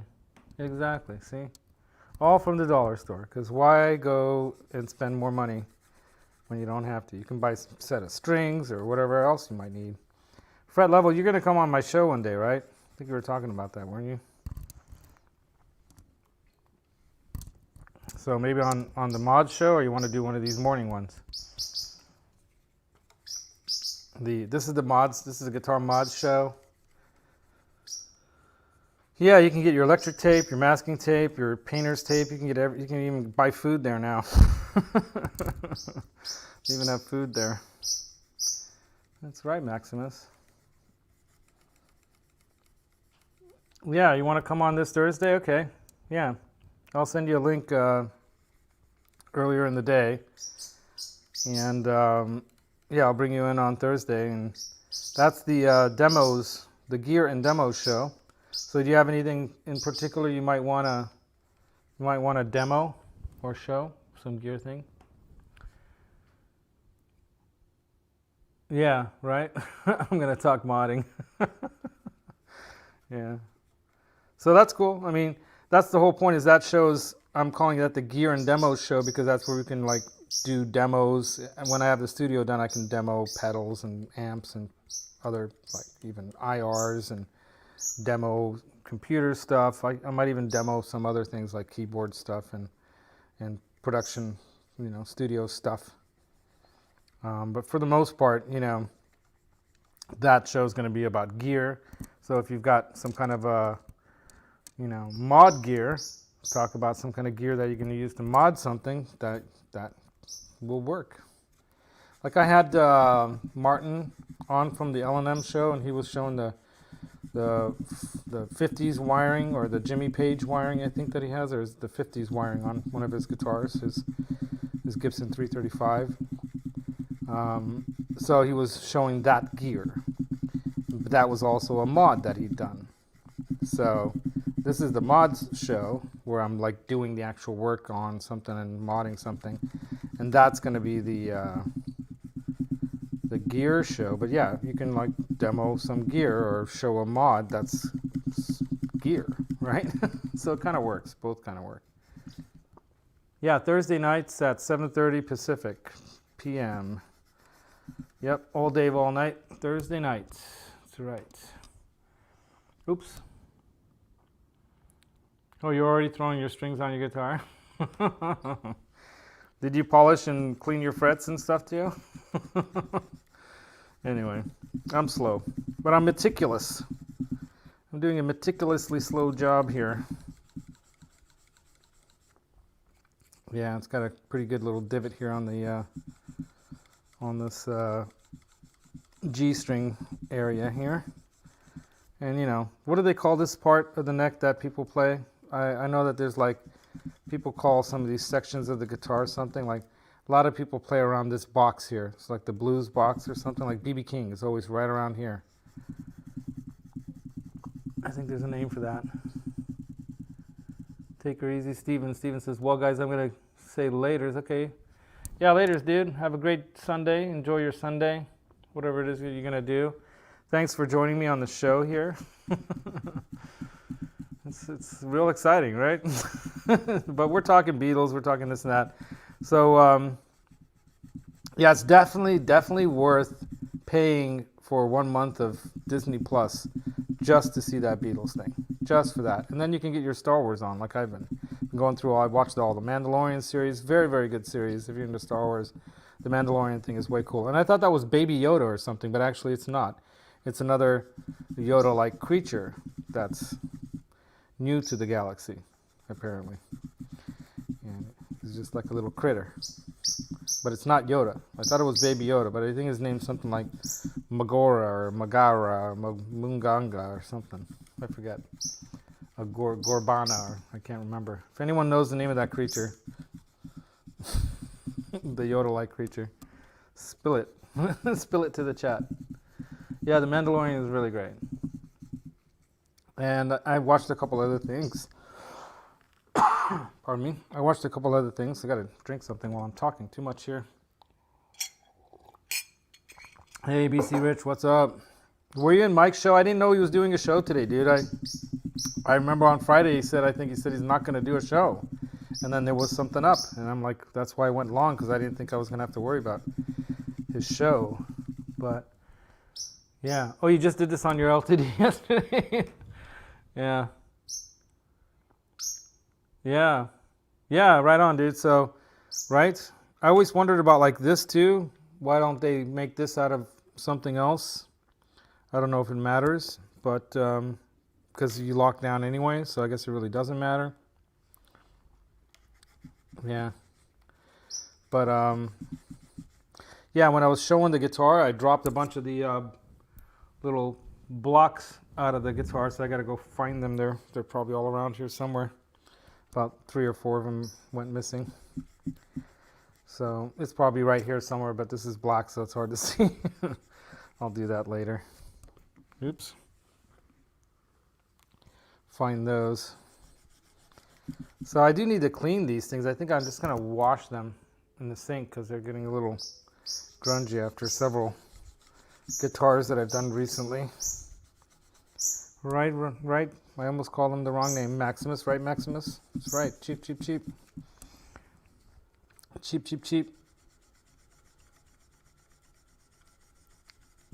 This one's got a pretty good little divot there at the 6th string too.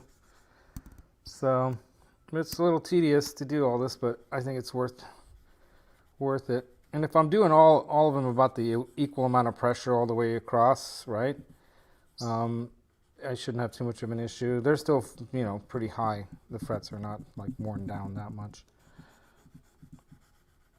But this little fingernail kind of one works pretty good too, to get like some of the divots down. It makes it a little easier to push directly on it like this without having to worry about going into the frets, into the fretboard by accident. And you can like get the little corner parts here a little bit around that, right? But these are pretty smooth. I mean, they could be they're not ball bearing smooth, but they're pretty smooth. I don't think that's good. So what else are you guys talking about here? They get funky. I have my pre-90s edits of the original trilogy in digital form. Yeah, right. Yeah, I have those. Like, I have some of those DVDs. My brother has all that DVD stuff, but just so much easier just to click on a button. That's why. But some of those have some pretty cool. There's some cool stuff. There's some other stuff that you can get with some of those DVD packages, right? It's kind of cool to have. I've got a DVD player here, so I was telling Johnny Beane, if you guys follow our get-togethers on his show, one of the things that we were talking about was to do like a screening, a show where we're screening movies, like classic movies that, timeless movies from our era. And it all started out with that one movie, the Fast Times, not Fast Times, but Wild Times, which was like part 2 of Fast Times, kind of continues into the summer of that story. And so we're talking about other movies too, that we can do a bunch of movies that Johnny hasn't seen. We can do like movies like the Heavy Metal movie, and then there's Heavy Metal Part 2, which wasn't as good. But there's a lot of great, movies that have all kinds of music in them and stuff. Breakfast Club. There's like so many, all kinds of rock ones too. So yeah, it all started with that, and so we might do something like that. That would be kind of cool. So I've got the DVD player here, so we can play those. We can do it on the big screen here at my place on either a Thursday early afternoon, but it would be tough to get the live stream thing. I mean, timing wise, you'd want to do that at night, right? So maybe we could do it on a Monday or Monday or Thursday after, later, like a late show thing. It'd be cool to do it on a Monday, actually. Let's not rewatch Heavy Metal 2000, right? It is hot garbage. It totally is, dude. Couldn't agree with you more. There was hardly a good song in there. I don't even know what. There might have been one song at the end that was like in the credits that was good. I don't know. There was really not really much of it. I think maybe there was a Soundgarden song in there somewhere. Maybe. I don't know. I don't know what I can't even remember. It was so bad. I choose to forget. That movie is that bad. Yeah. Yeah, you're not into the Beatles, BC Rich? Yeah. Actually, the next 2 episodes are way better. So you watched the first episode was the worst of the three, and the next three are really great and not as tedious as the first one. The first one has a lot of tedium in it, if I can say that, make up a word. But the first one had, issues they were having with dealing with, I think, being on that TV set and then arguing about what they're going to do and how they're going to do it. But in the second one to the third one, they're just doing it. And the third one ends with that last live show that they've ever, the last live appearance in front of a crowd of people on the street. They do that rooftop concert on the top of the studio building there. And it's really worth watching the second and third one because that's where all the magic is happening. It's really, really great. Right. Well, there's other stuff out there. There's the Aerosmith saga would be a really good one. But they particularly had this film because they were going to be doing a TV show, and that's why they were in a TV studio. And so they have this rare footage, and that's what's unique about this particular situation that got recorded, because normally you wouldn't spend that kind of money on shooting all this because it's expensive to shoot that stuff. And because they were going to do this TV show special, that's why they shot all that footage, and that's why they have it. So that's what's kind of unique about that situation. It's available. I mean, do we have footage like that of any other bands? Do we have footage like that of Aerosmith, for example, or like Billy Squier and his rise to of Heart, a great of Styx? These are bands that huge selling bands in the 70s and into the 80s, huge American bands too. And then of course Van Halen. There's a lot of stuff about Van Halen, but nothing this intimate. And Eddie would never let anything this intimate out. Maybe something will get put together over time. Now that I don't want to say that now that he's not in the way, of letting it happen.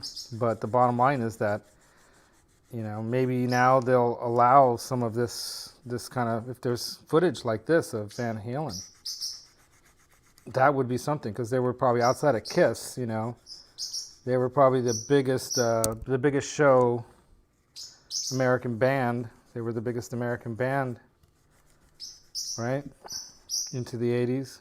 And who else could you name? Until Nirvana came along, right? American pop, modern country music. Yeah. I mean, there's, and then American popular music spans, the gamut of everything from whatever was popular at the time. Was it, big band jazz, dance music in the 50s, 40s and 50s? And then you had, the rock and roll that came into the late 50s into the 60s with Elvis and all that, right? That became more popular. And the Beatles, of course. There you go. All right, you want to go, don't you? I'm going to take you there. I'm going to take him to his house because I think he wants to eat and drink. There you go, little one.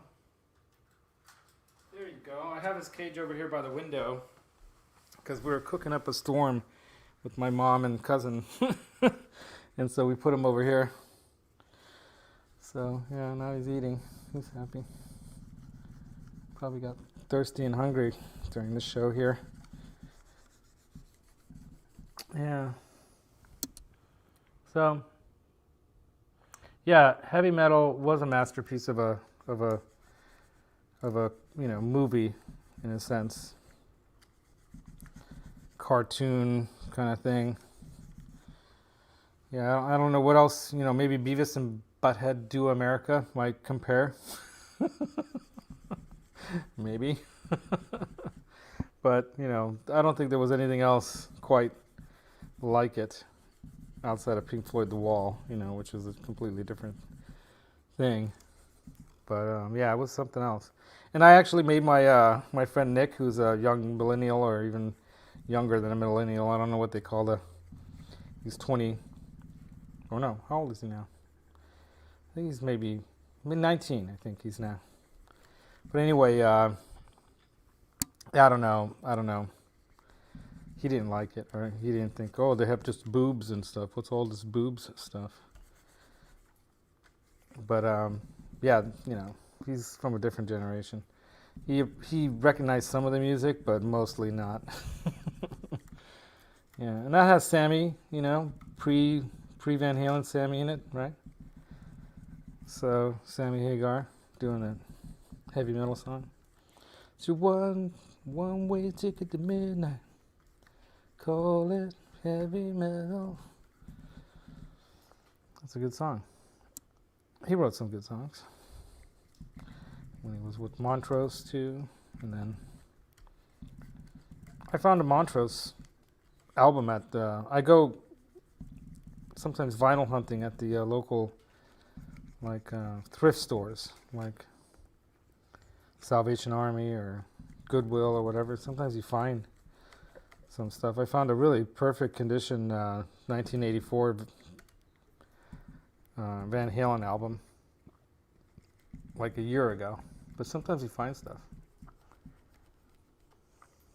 Yeah, the Trailer Park Boys. That would be cool to do a deep dive on that. Yeah, it would be fun. It would be fun to just do a bunch of these movies, right? And then we can do Mystery Science Theater 2000 style, 50,000 watts of power. Right? We can do kind of like the Mystery Science Theater 3000 or 2000 or whatever it was called, where we're sitting there and critiquing it, and talking about some of the little Easter egg kind of infos that Johnny knows about some of these bands and some of the stuff that I might know from growing up in the day in the 70s and 80s. It'd be cool. It would be fun, that's for sure. Something different, But we wouldn't be able to do it on YouTube because we couldn't show a movie. It'll get blocked or whatever. But we might be able to do it on what's it called? Not Twitter, the other one. TikTok. But I don't know if you can do long videos on TikTok, can you? Throat's getting dry and my coffee's cold. This is taking way too long. Riff Tracks. Oh, I haven't checked that out. John Candy is in it. What is he in?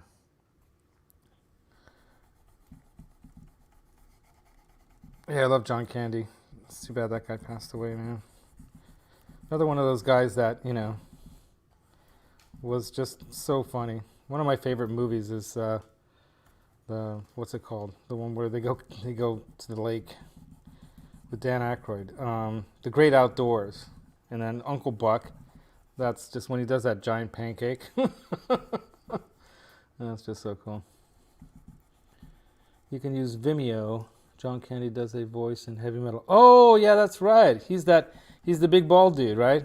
Oh, I didn't even think about that. That is his voice. Well, I can't believe that I missed that. And I don't know if you guys picked up on it or not, but you've probably all seen The Fifth Element, right? Well, the first part of the movie where, it's that taxi cab driver. I mean, if that's not, The Fifth Element, I don't know what is. That's basically kind of that whole Fifth Element thing. Like that movie, The Fifth Element, with Bruce Willis.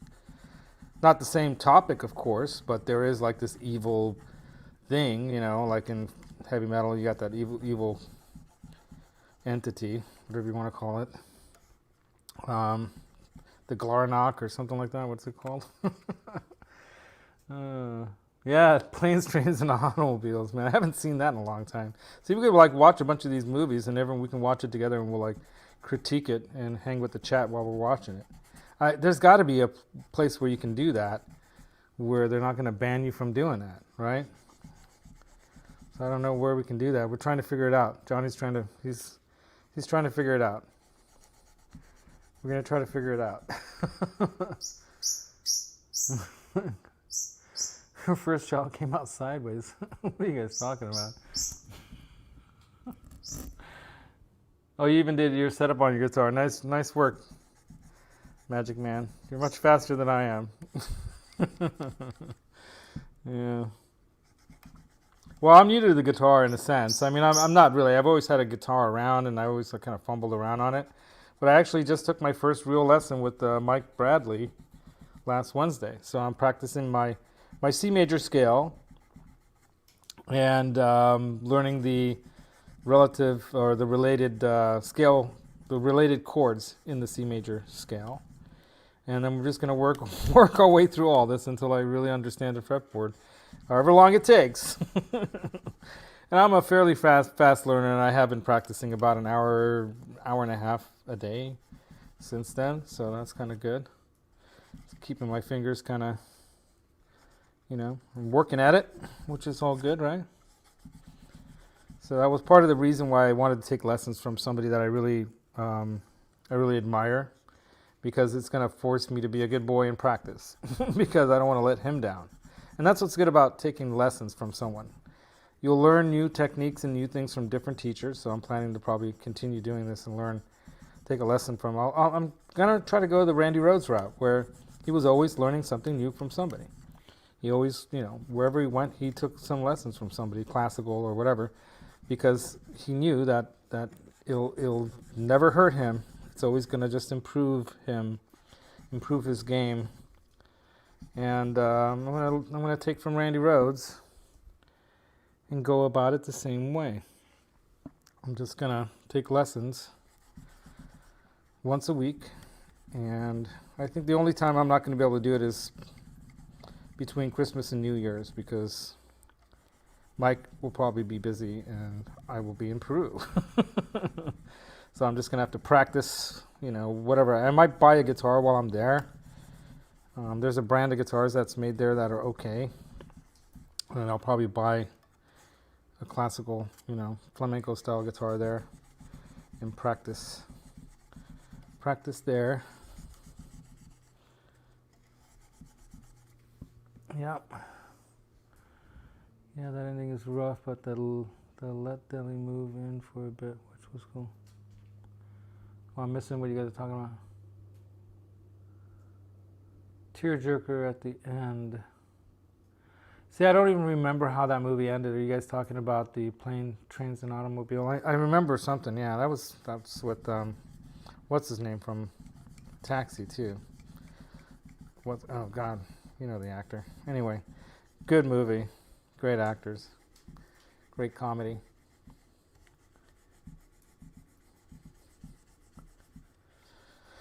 Yeah, so I'm only halfway through, you guys, so you don't have to sit through this if you don't want to. I'm going to keep an eye on when Pete goes on, and then I'll probably end my show. Oop, I got to use this finger to... Oh, I got to do the pin, okay. Alright, there we go. Oh. Okay, I want to do it. Where's my pin? There we go.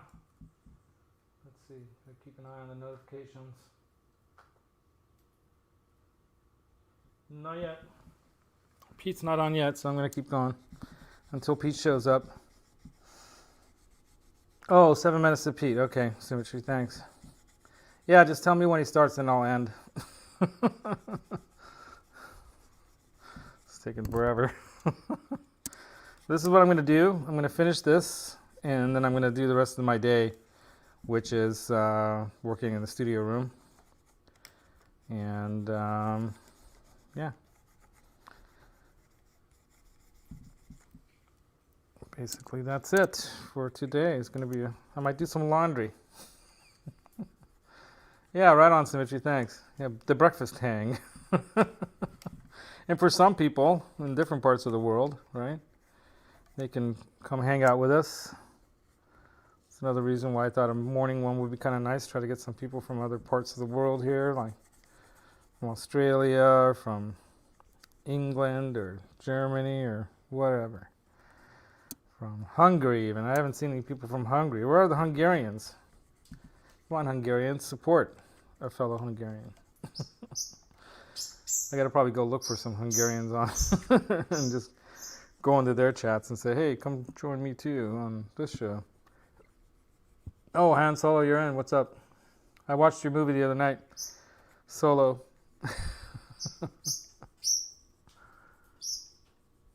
Oh, you'd much rather watch me? Well, you can watch me and listen to Pete. Yeah, I love Pete's show because I want to watch that. I want to listen to him talk about gear and stuff while I'm shining up my guitar. My beautiful new used guitar. Yeah, do that, you guys. If you're looking for another guitar, go look for, if you've got guitar centers in your area or other stores where they sell used gear. People are letting go of gear. People are letting go of gear. Anyway, you can get deals on used gear right now because people are letting them go their stuff to buy other Christmas gifts, right? So it's a good time to find some gear. And I think some of the prices have come down a little bit in the used market. So, yeah. Yeah, you can do both. 3 monitors. There you go. Yeah, I should probably do that. Why don't I do that? I got this one right here. Got this one. I'll just set this over here somewhere. Let me move this out of the way.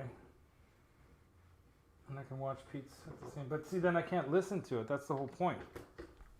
Or can I? It should be in my notifications here. Why isn't it on my notifications? Pete. Thorn.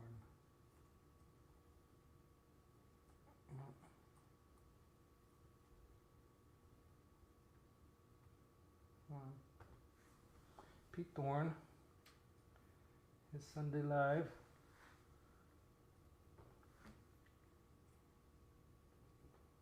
Get a reminder. Starting. He's going to go on at 11:45. So in 3 minutes. Anyway, I'm going to hit the like button already. Yeah, 3 minutes away to the beginning of Pete's show. Where did I put that purpley one? Oh, right here. Yeah, I got 1, 2, 3, 4, 5, 6, 7 frets done so far, and there's 22 of them. Thank God. There's 22 only, not 24. Yeah, this is the early version of this guitar when he didn't go 24 yet. He was still 22. So what else is happening? So yeah, I'll have Pete's show on when he starts. The reminder is on. Yeah, we'll do both. We'll have his show on and my show on. Why not? That's why I pay for StreamYard, so I can do as many hours as I want. I actually upgraded now too. I don't know if you guys knew this. I probably should have thrown that out there too. They did have a Cyber Week special. So I paid for the year and got it cheaper. And I didn't upgrade to the more expensive version because I don't feel like my channel's there yet. I don't need to have 8 destinations. I didn't even do the Facebook one. Normally I do this on Facebook Live too, but there's usually like maybe 1 or 2 people there. I haven't done that there. I didn't do that there this morning because for some reason it wasn't doing it right. Oh, because when I wanted to start it, by the time I got everything set up and ready to start, it was already within 10 minutes of starting time, and they won't allow that. You have to be set up and ready to roll before 10 minutes of the show starting. I guess that's one of the ways they control like weird kind of bad behavioral things that happen on videos when people want to do some live action thing that's something bad. So they try to control that kind of stuff by making it like you have to plan it ahead of time, like it's not a live event thing. I don't know if they actually like look at what you're putting up so they can kind of control some of the craziness that's been going on out there on social media, but anyway, so that's why I couldn't do Facebook Live this morning. But yeah, I don't need 8 destinations and all that kind of jazz yet. I think once I get the studio set up, and they actually prorated, so even if you already paid up for a month, they'll prorate by how many days. So yeah, it was worth doing it because it was at a discount for the year. You pay the whole year in advance. So yeah, so that's why I've got the little Roxy up in the corner there. You see him or her, and you know we'll create some other things, make like an intro, some original music of mine, do like intro, outro, you know, we'll do all that stuff as the studios, once it's all set up so I can do that stuff properly. So it sounds good. I don't want to put crap. So what do you say? Yeah, I just found it, had a scare. Oh, you couldn't find his live stream yet. Yeah, I don't know why, but it wasn't showing on my notification. Should be on already. So it's kind of weird. Should be starting. Ben's talking about freezing rain. So I don't know. Let's see what's going on. I'm going to go back to notifications. Yeah, for whatever reason, it's not giving me in my notifications. RJ show. Oh no, he just, that was yesterday. He gave me a heart. So I'm going to go to RJ's show and then I'm going to go back. I'm going to pause that. He was talking about what Christmas song should he learn, and I wrote to him in Instagram that he should do the I Want a Hippopotamus for Christmas song. He says he likes the deep tracks. And I'm like, well, there's a deep track for you. And I'd like to see what he could do with that tune. Because that would be it's a different kind of tune, right? It's kind of like a march kind of a song. So I wonder what talented guitarist like RJ Ronquillo can do with a song like that. Hey, Charles75M, what's up, dude? Do you have that second Kiesel yet? Magic Man. Yeah, dude, I got to check out your Kiesels. I got to come by and check out your Kiesels. I know another guy who had a headless Kiesel who brought it by one of my buddies' jam nights. And it was cool. Nice guitars. I mean, some people have had some bad experiences with them, but I think that's true of any new company in a way. I mean, they're just trying to, you know, build off of what was Carvin. The two brothers kind of split.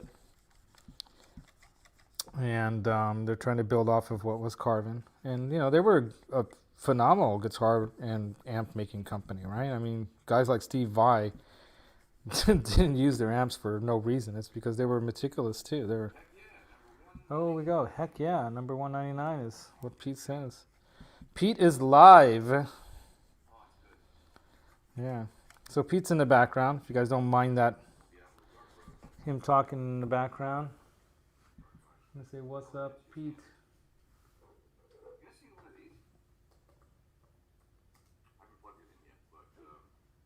Oh, yeah, I want to get one of those. I actually have one in my cart. So Pete's talking about, the Amplitude pedals. I'm going to get the reverb one, the space reverb one, because I don't have enough reverb pedals, actually. I have a Hall of Fame Arena one, and then I recently got, well, I have the HX Stomp, so that has everything in there.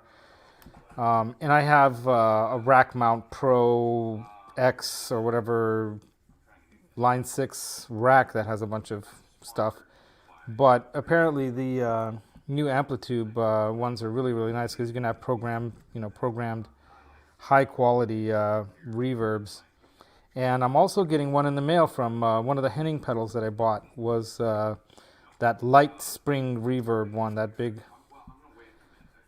Light Spring reverb.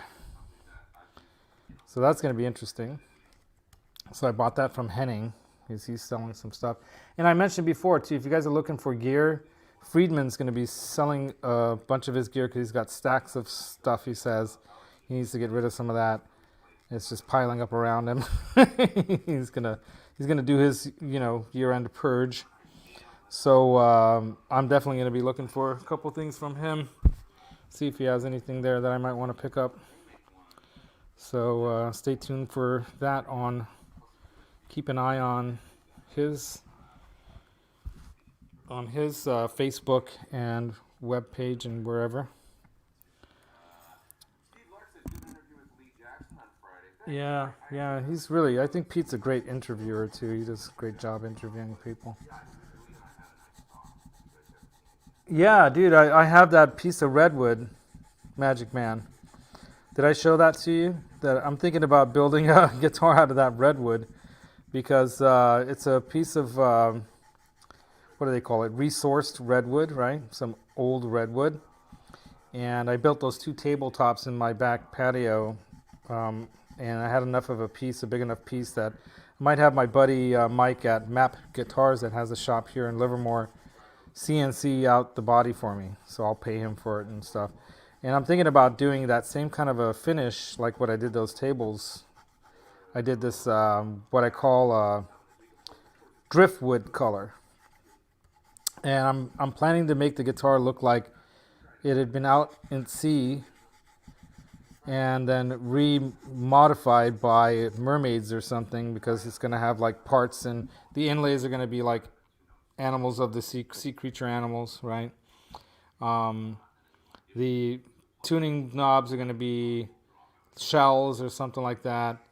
I'm going to use abalone on it and things like that. And I'm going to make it look like it washed up off of the shore and it's just like this made by the sea gods kind of guitar. And I'm going to call it my Pacific Coast Highway, or PCH. My PCH. I know there's another brand out there that does that they call it driftwood, but it's going to be my PCH driftwood Telecaster. And I think I might put, some kind of a Bigsby style bridge on it. Because I like my wah-wah, or my wah-wah. I like my wiggle sticks. I like wiggly sticks. Yeah. Oh, he's showing his 335, right? That's a nice guitar. Cherry red. He's had that for 20 years? That's cool. I'm getting hungry now. What time is it? 11:50. Yeah, it's almost noon, that's why. All I had is a couple of these scones so far. Mm.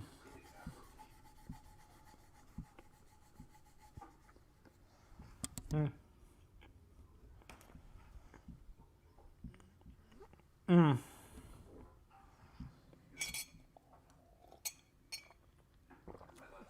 Yeah. Yeah, I think he'll pack it up fine, dude.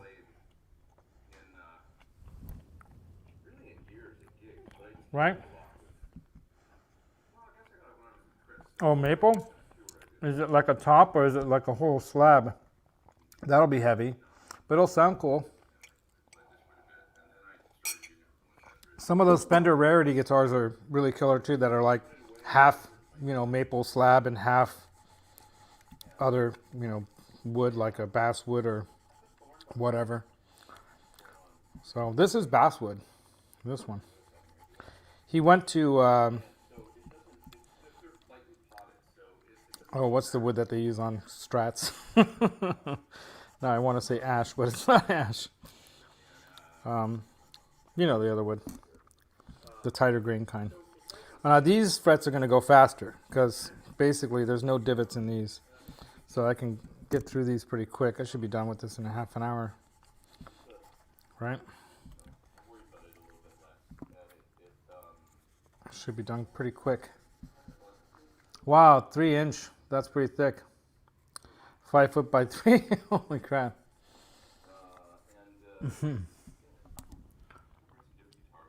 Yeah. That's a pretty big slab of wood, dude. You're going to need some serious tools to cut that piece out of there, right? Luckily, I have a lot of these wood tools because that's part of what I do for a living. I do work on finishing, and I do furniture, high-end furniture refinish work, touch up, kind of what I call refurbishing. I'll take an old kitchen that's like 10, 20 years old and all dinged up and nicked up, clean it up, fill out all the dings and scratches, touch it up, and shoot some lacquer over it and make it look like new. And it costs half of what it would cost to refinish or whatever.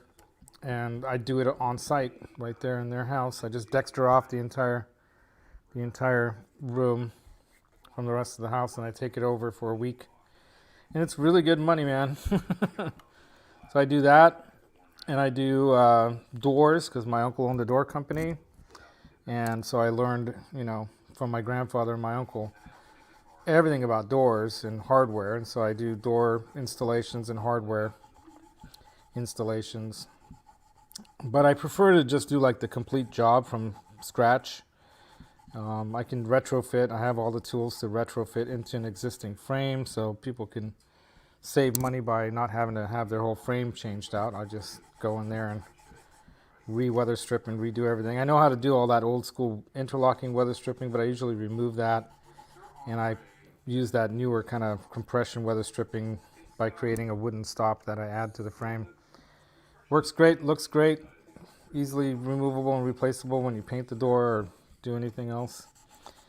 And I set up the thresholds, and so I do a complete door job, and then I do refinish work on stuff like that too. But my rates are pretty high, so for the refinish work I don't do it as often because I do it at a high level, and I won't take, I'm not going to compete against some painters, what their charges might be for refinish work on a door, like a nice wooden door, mahogany or oak, or there's some out there that are made of rosewood and redwood and all kinds of finishes.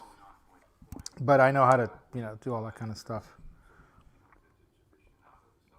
Stencils for guitar bodies, I don't know. That would be another something that if you watch that one Johnny Beane Tuesday night episode, the Talking 80s Guitars and Metal with John Mancuda and stuff. We were at Dane's. I was at Dane's shop at Zim's Guitars in Mesa, Arizona. I met up with Phil Mcknight there, and that's where I bought that Friedman that I have.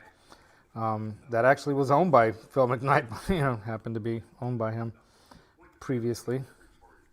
And we used the gold and the silver magic marker pens to stencil up or sign up a bunch of, if you want to call that stenciling, some glary guitars that he was giving away. But yeah, man, I'm sure if you go to like an art store or look online for stuff like that. I'm lucky that in the Bay Area we have a lot of art, universities, colleges. You go to Berkeley and there's a special art store that has everything you could possibly imagine when it comes to artwork, right? To get things like stencils and stuff. But yeah, man, the problem with it is that you're going to want a clear coat over it, probably, right? So that, just like when unless you want to just do like a pinstriping the finish that might wear off. So the main thing is that you want it so that it lasts. And that's the thing about stenciling something, you're going to have to clear coat it afterwards. And it's probably always a good idea, if you can, have it shot with poly, because poly will last longer. I'm not a big believer in all this, lacquer and affects the sound. Maybe it does, but at what level? I mean, come on, man. I think it's all in the head. If you want to really see how it can get in your head, watch one of the most recent blindfold challenges that they do on the Andersons show with Rob, the Chappers and the Captain Anderton.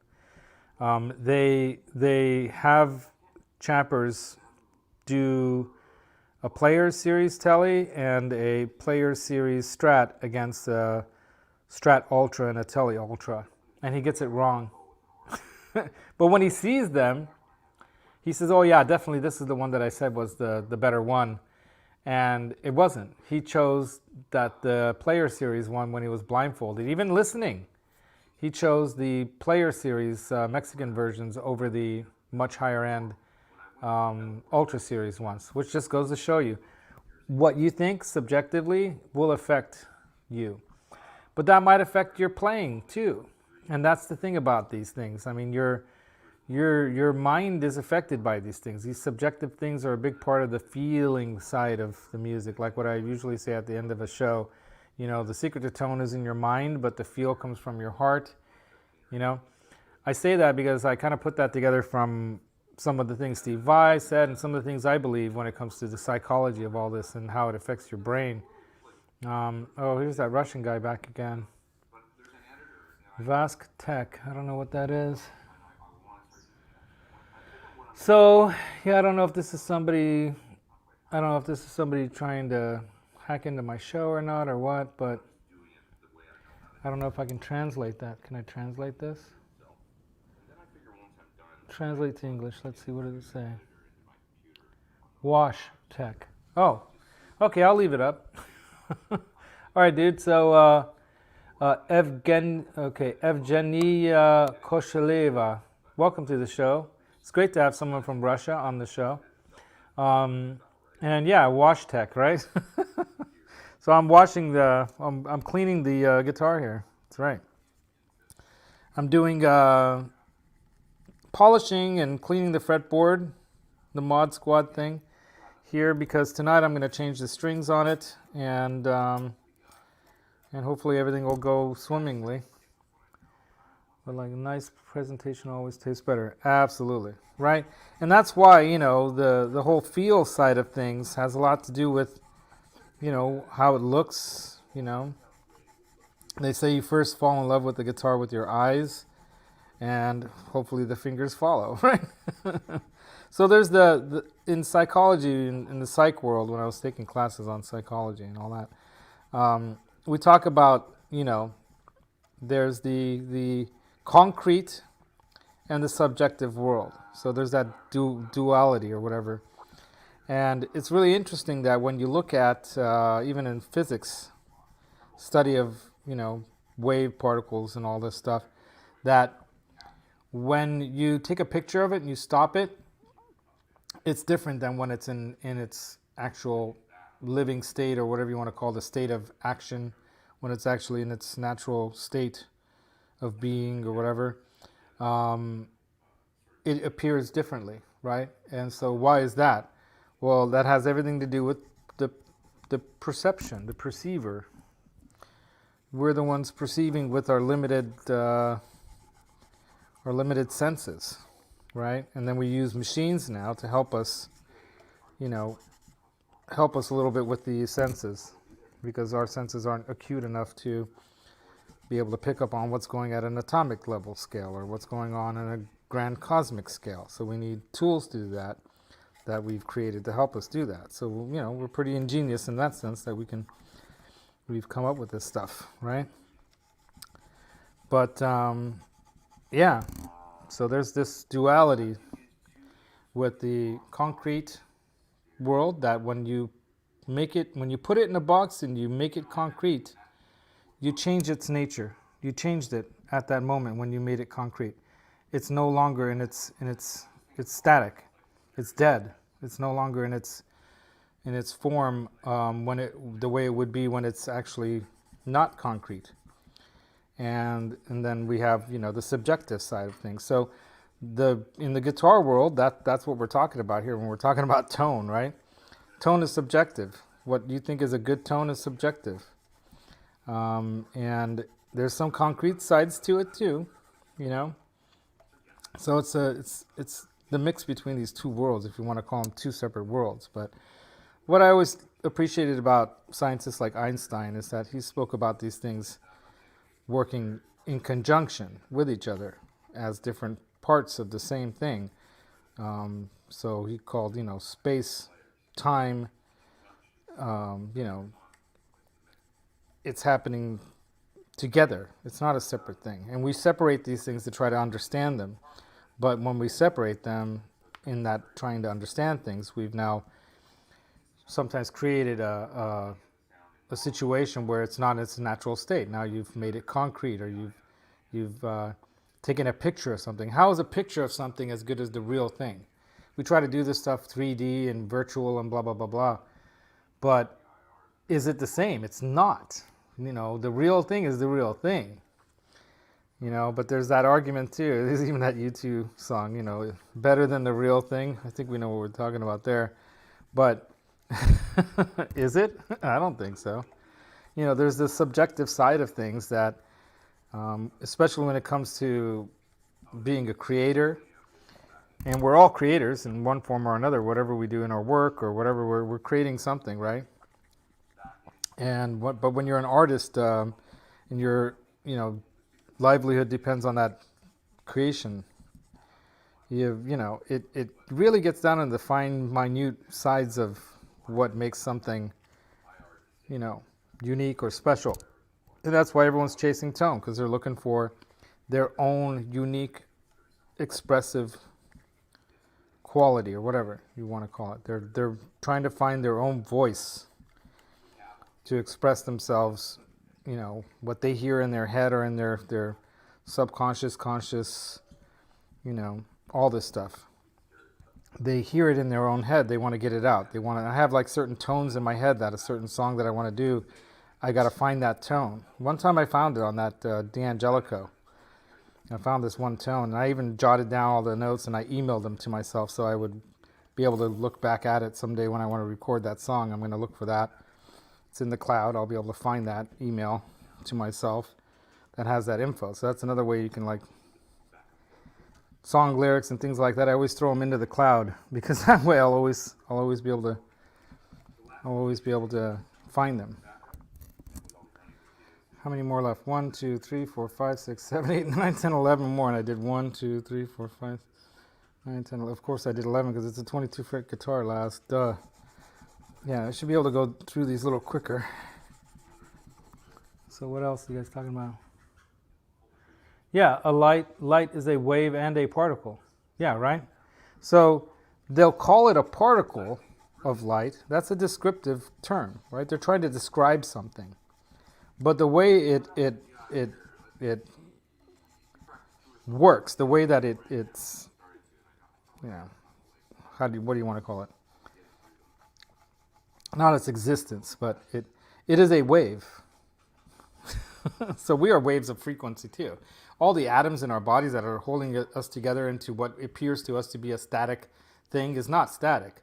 We're not one being. We have millions of other symbiotic living beings within our entire system. If we didn't have those bacteria and stuff living in our gut, we wouldn't be able to eat what we eat. So, you know, we're not just one being. We're connected to everything, this whole planet, the whole universe. You know, we're connected to all this stuff in profound ways. You know, scientists who try to understand this stuff and describe it have to put it in a box so they can describe it to someone in some understandable way, because it can get really deep, as someone said earlier.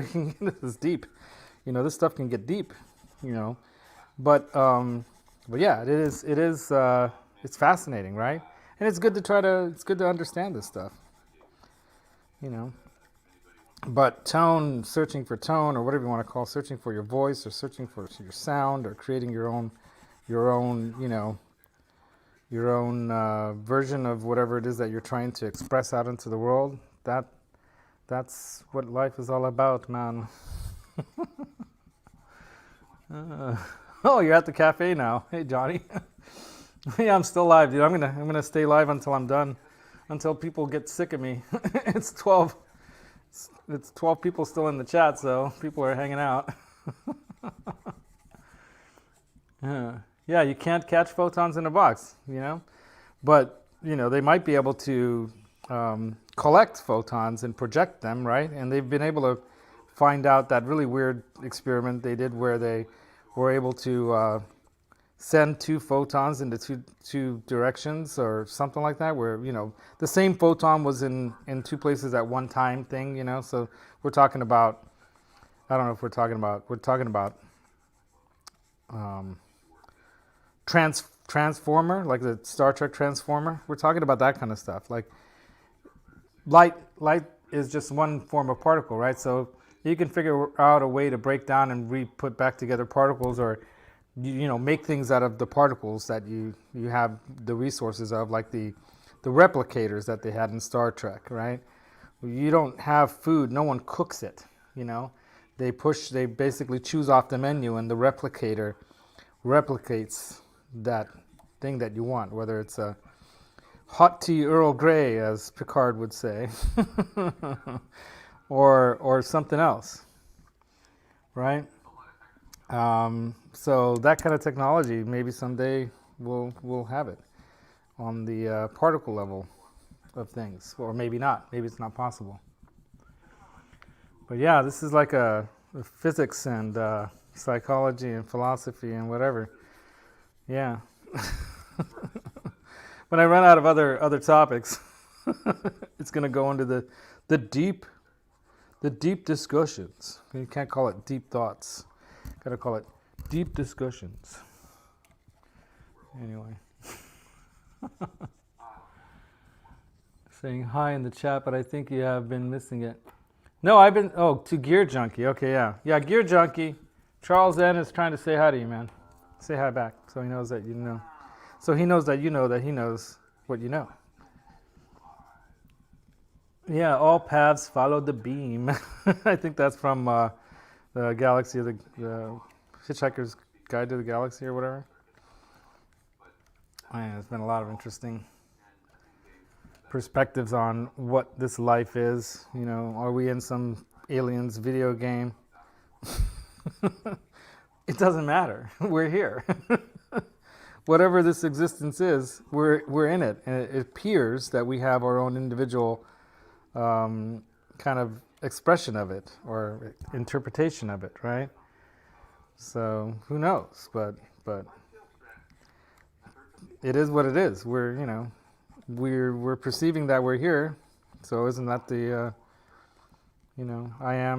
I am because you are, so you perceive that you exist, so then therefore you do. Philosophy, right? Anyway. So yeah, I like these kinds of topics, and I rarely get to have these kinds of conversations, so I hope you guys don't mind. If you haven't seen the Steve Vai series at the beginning of the lockdown, where he went into all this kind of stuff, it was very, very cool. I really dig Steve Vai because of he unapologetically will go right into all this kind of stuff, and it's great. Everything from alien talk to whatever, Gravity, yeah, right. Yeah, good question about gravity and dark matter. So, of course, we call dark matter dark because we don't understand it, and that's why we're calling it dark matter. Whether it is a single particular type of matter or not is another question, or is it even matter? What is matter? Matter is particles, wave particles of particular things, right? So gravity obviously is one of those phenomenon that we're trying to define or understand as something that holds matter together in some way. So each particle of matter has some weight to it. It has some gravitational force on the atomic level, right? If you want to call it that. You can go into the more specifics with the Einstein stuff and all that, but it's been a while since I've opened one of those books, so I'm not going to try to use that terminology because I would use it incorrectly. But bottom line is gravity is a phenomenon that is part of what holds things together, but that is also what appears to be what black or dark matter is. Dark matter is on that wider scale of things that we don't see, that maybe hold and bind together everything from, a solar system and a galaxy, and then, all the galaxies held together by this, I guess, web or whatever you want to call this grid of dark matter out there. So dark matter obviously is made up of a uniquely different kind of particle. I think that's what they were trying to find back in the 50s. Einstein and them were trying to find the God particle, or whatever they call the Higgs boson thing. So, and that's what here in Livermore, here there's the Livermore laboratories where they have a giant hadron collider, where they're, experimenting with creating black holes as a form of engine propulsion even, The whole idea of traveling and controlling gravity has something to do with how we can use particles, that we can project, that can pull us forward.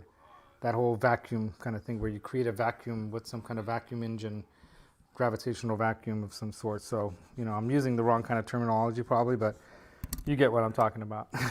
Like a rubber band kind of thing where in the front you're just creating and it's just pulling you through space. And then who knows if we could ever travel at any sort of light speed or hyperspace kind of Star Wars-y kind of stuff, or whatever they called it in warp speed in Star Wars. But yeah, that technology, if we ever developed it, then we would really be traveling through space-time.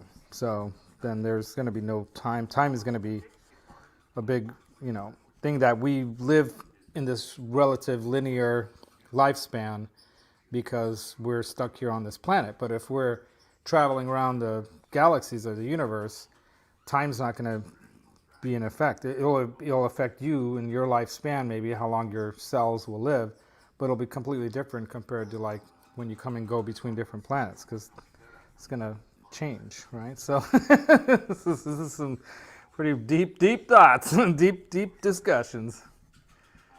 Yeah, man. Yeah, I've always had a fascination with this stuff.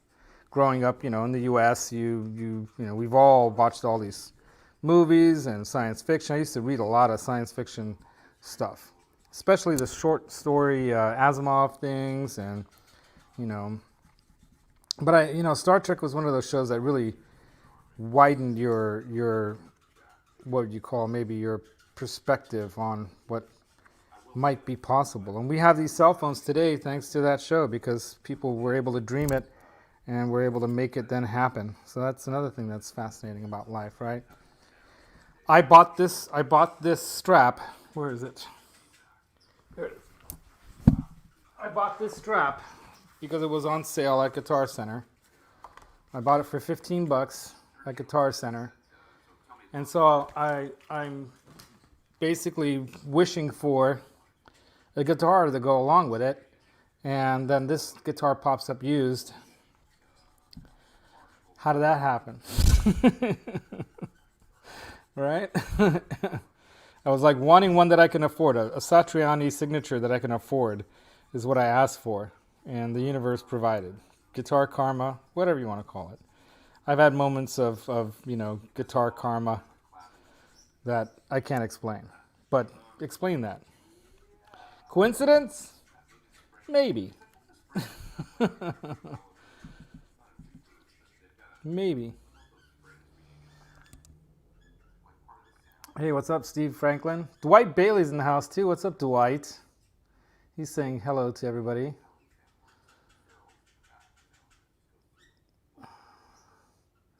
Yeah, synthetic alcohol.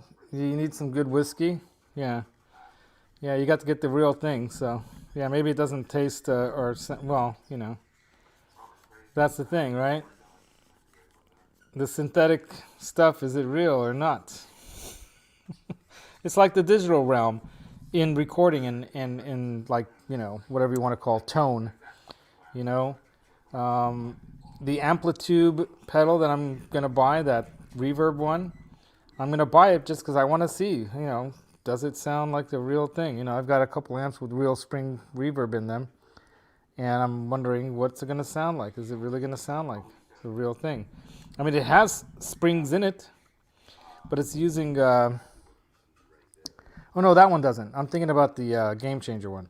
So I got that Game Changer one from Henning. So I'm curious to see how that one that has the springs in it that then operate off of the light source, pulsations of light or whatever, however they're doing that.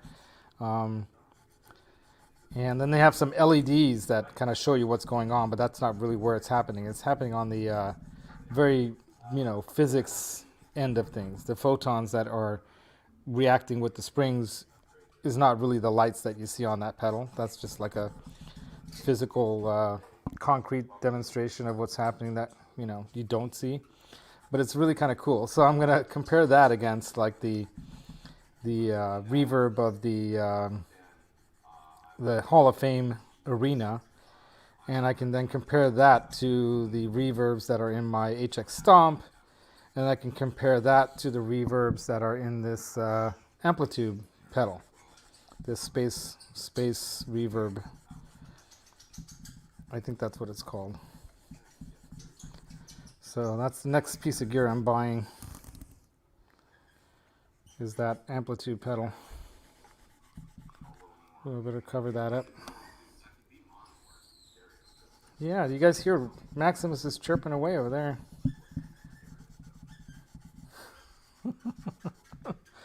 Oh, so yeah, my JCM 900 has spring reverb. The DSL1 is digital. I can tell the difference, right? It's like tubes versus no tube kind of thing. Yeah, right? Because one's an actual physical real thing that you can kick and it'll go pow, like on my Vox. My Vox has tremolo and reverb, and it's, you know, it's not digital.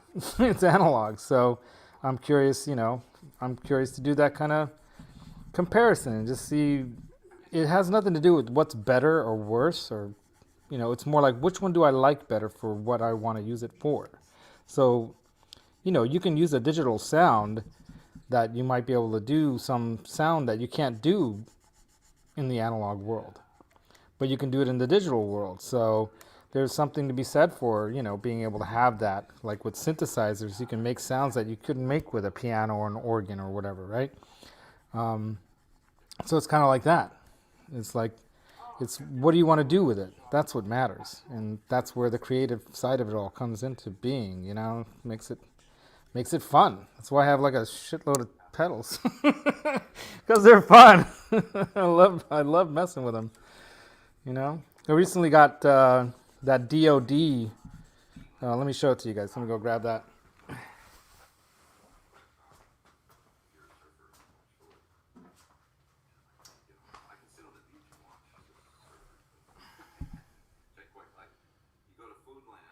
The DOD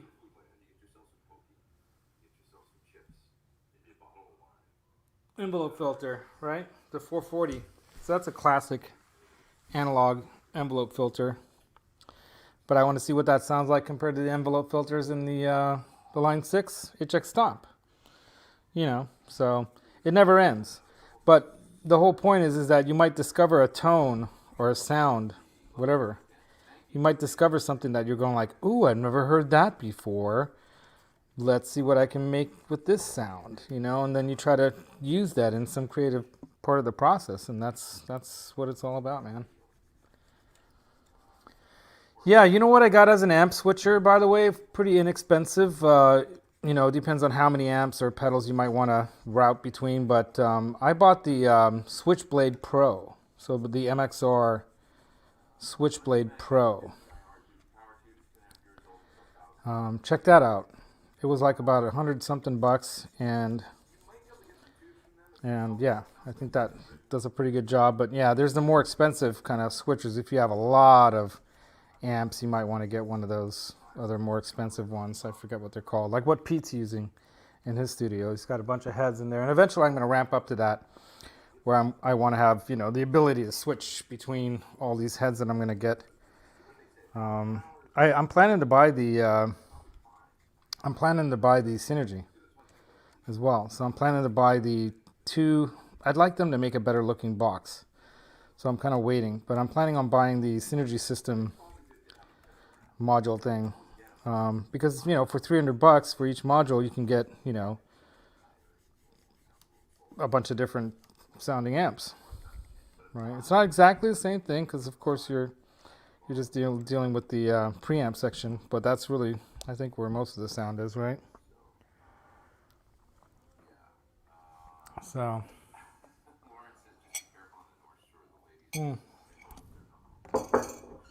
yeah, check it out, dude. And there's some good videos on how you can use that as a router, you know, like to do different things with pedals and do like an A/B thing where you have, you know, you have things. It's a really versatile piece of gear for not that much money. Really, really, really cool piece of kit, as the Brits would say. As Mick Taylor on That Pedal Show would say. It's a nice piece of kit. Yeah, exactly, right? There's some other similar devices out there. But yeah, that's one of them. That's cheap, that does the job. And high quality. You can, built like a tank. I think the only issue is that you're going to want to use, I can't remember what the power is, but I don't think it's 9 volt. I think it's 12 volt or something. So you might want to have a good power block. Like I use the CS12, the True Tone. Same people who make the one spot. And I actually use that in conjunction with a one spot. So I have a one spot with some other things and the CS12. But I think for the money, the CS12 is the best way to go because you can even split up some of your amperage. You have some that are 500 amp milliamp outputs. And if your pedals aren't taking that much, you can split one of that into two and go into two as long as you don't mind those two pedals sharing the same source. It's not independent. Or you can have, as many as 12 independent, sources of power. So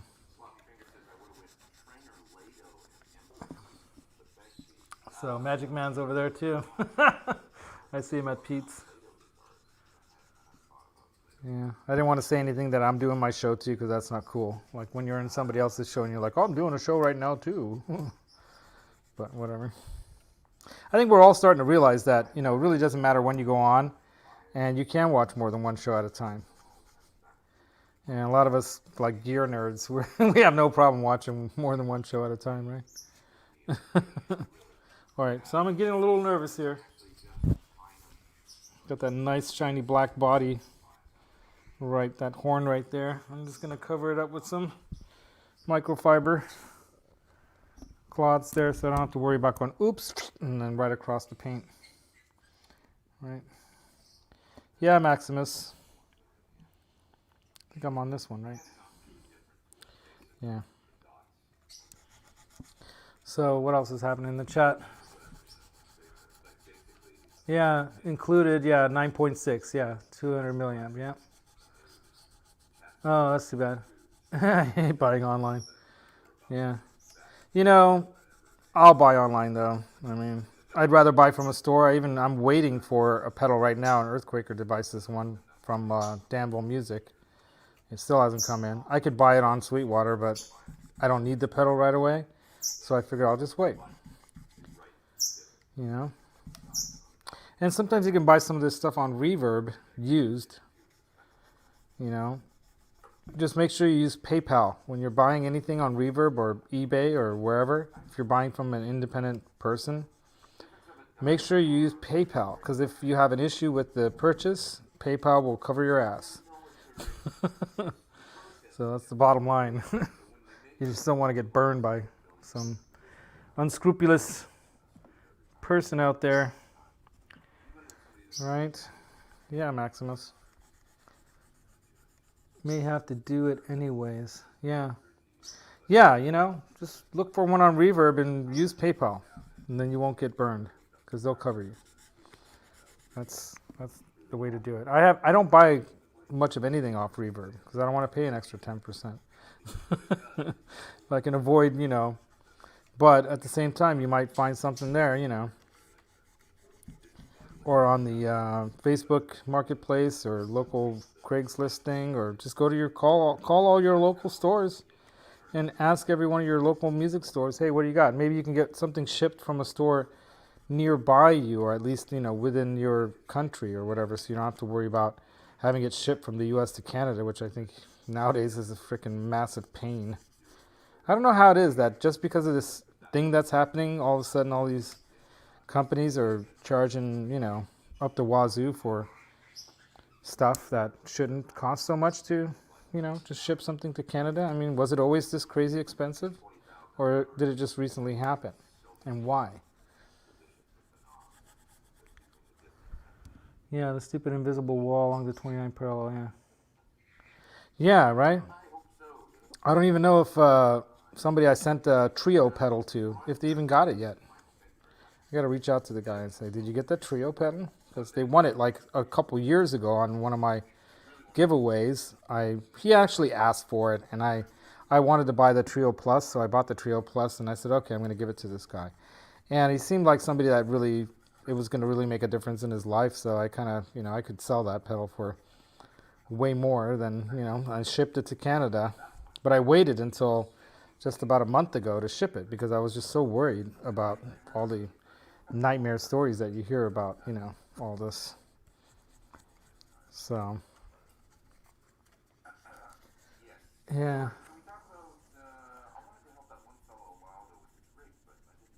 Yeah, exactly, right?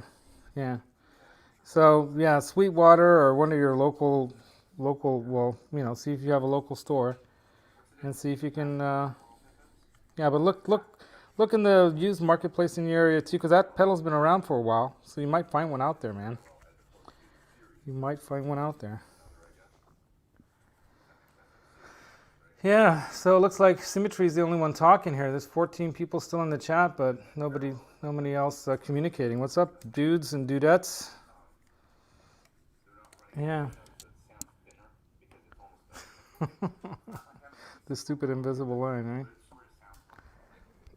Exactly. But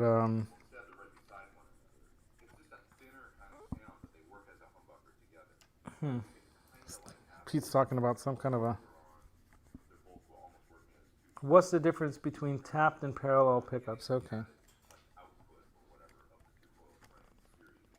Yeah. He's describing like the difference in sound. When you do parallel, you're going to get more of a single coil sound. Apparently. Oh, he says in most of his Sir Strats, he has a series and parallel switch. He goes bridge parallel, and then he goes series with some of the others, so that way you can get that same kind of, I guess, volume. You're watching me do the frets while listening to Pete, right? Yeah, why not? Right? What else is there to do on a Sunday when your sweetie's out of town? The whole living room's taken over here. Looks like a bachelor pad in here. Of course, that's just because I've got everything out of the studio room. I'm going to install the acoustic treatment on the ceiling today. Some of it. And then some of it's not available until Tuesday. So I got to go pick it up in Tracy, which is a city right over the hill.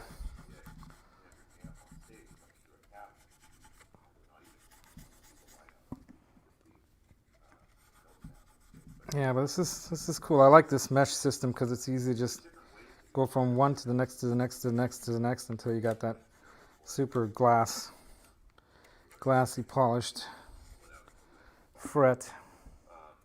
And I'm kind of going slow. I guess I could go a lot faster if I wasn't talking and reading the chat and all this stuff.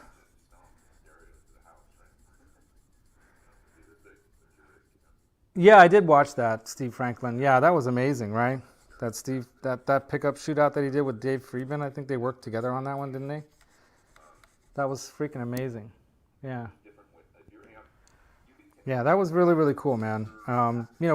Pete's a pro, and he's really, really good. I mean, he's right up there with, I'd put him right up there with some of the top. I mean, he played with, Cornell and all. I mean, he's right up there. I mean, his if you haven't seen the Mitch Malloy, kind of singing, I guess, to him playing when they did that one video recently that he posted last month or so. That's pretty awesome, man. I mean, his sound, his tone, he nails it. And he's got the feel and the swing and the whole thing, Pete's badass. Yeah. You're partial to the super distortion. I don't even own a single Boss pedal, you guys. Can you believe that? Yeah, I joined the pedal world the pedal, the whole guitar pedal thing only about not even a decade ago. My first pedal that I ever bought was a TC Dark Matter, because I saw Henning in his video about it. And, you know, prior to that, I was using that Line 6 Pod Pro rack for my guitar sounds, because I come from the synth and keyboard world, and I'm like, why would you use a system that isn't programmable and touch by a button voice selection programmable? Why would you use this antiquated, stupid pedal system when you can have everything programmed for, you know, you can have all your sounds programmed with a press of a button? Why would you go through all this trouble? And then I started to discover tube amps. Like one of my friends, Tom, he said, how about you get a tube amp, Laz? Get a tube amp, you'll thank me. So I bought my first tube amp, which was that Black Star. And you know, I got schooled by some real guitarists. And then all this information I've learned from all you guys online here, all these other guys like Pete and everybody else, you know, from Henning and from Robert Baker, from, you know, Steve from Boston, the Tone King guy, you know, the Anderton guys, everyone who's doing stuff online. You know, I've watched all this stuff online and started to slowly understand where, you know, the magic happens. And you could probably make magic with your Line 6 too. But these pedals, I have so many pedals now because they're each a distinctive kind of addition to the voicing. You know, they're another level in that tone that you're trying to find or search, or that tone that you're creating. And it's so fun. That's the part about it, that, you know, it's fun. Big Muff, okay, yeah, electro harmonics. You know, as a matter of fact, I'm wondering, is that switchblade pedal electro harmonics, or is it it might be electro harmonics, but I can't remember now. But I think it's MXR. Yeah, I think I have a couple of a couple electro harmonics pedals too. Yeah, I met Mike Matthews at my first NAMM in 2019. And there's a real short video of me. I didn't know what to say to the guy or what to ask the guy, so I was like, you know, I was in awe. That was my first day at NAMM, and I was just still in awe that I was even there and walking around checking out all this crazy gear. And I made some really stupid, bad videos. But it was a fun experience. It was cool to go to something like that. You know, I don't know why they don't have an open convention of sorts like that. I think the last day in NAMM, they do let the public buy a ticket, so if you want to go around, but it's not really enough time, one day, you know. And it's really supposed to be for the merchants, right? The National Association of Music Merchants, NAMM. Yeah, some of the best tones are when you just plug straight in, right? I mean, that's what the Beatles are doing on a lot of those. They're playing through those Fenders, those silver face Fenders, which ironically was the first amp I ever had. Was a late 60s or early 70s silver face Fender that I found in my grandparents' garage. The last place I'd ever thought I'd find something like that. And it's a twin reverb. I think those are twin reverbs that they have on that Beatles show. And they didn't have pedals, did they? I think you hear Harrison using some kind of vibe stuff, so they must have been using something, or they're doing that. You know, I'm not sure where they were getting that effect. It must have been some pedals. It would be cool to see if, like, you can see. I gotta watch it again now. Now I gotta watch the show again and just fast forward and see if I could find in the shot some kind of pedals to see where they're getting the vibe sound and the rotary kind of. Not rotary, but there's like a vibe sound that he does, you know. That Strawberry Fields sound. Oh, Twin City, $50 more. Yeah, there you go. Twin City. Radial. So Radial makes really, really good equipment. I almost bought the Radial one. I can't remember why I didn't get the Radial one, but I think what's good about the Radial one is it also has a polarity switch on it. which I don't think the Switchblade has. And that might be, you know, a really good reason to spend that extra $50 on it, because yeah, if you have an issue with a couple amps that are different, that you might need to, you know, switch it up. I'm not that versed on all this stuff yet. I'm still learning, you guys. I don't know. He knows what he's talking about. He's been doing this for years. And working with Friedman. I mean, Friedman's like you know, the top of the industry when it comes to pedal boards and you know, backline, setting up everything for players. He used to do the cartage for all the greats in the 80s, including Van Halen, you know. So, yeah, you know, Pete Scott, you know, he knows what he's doing. Radio.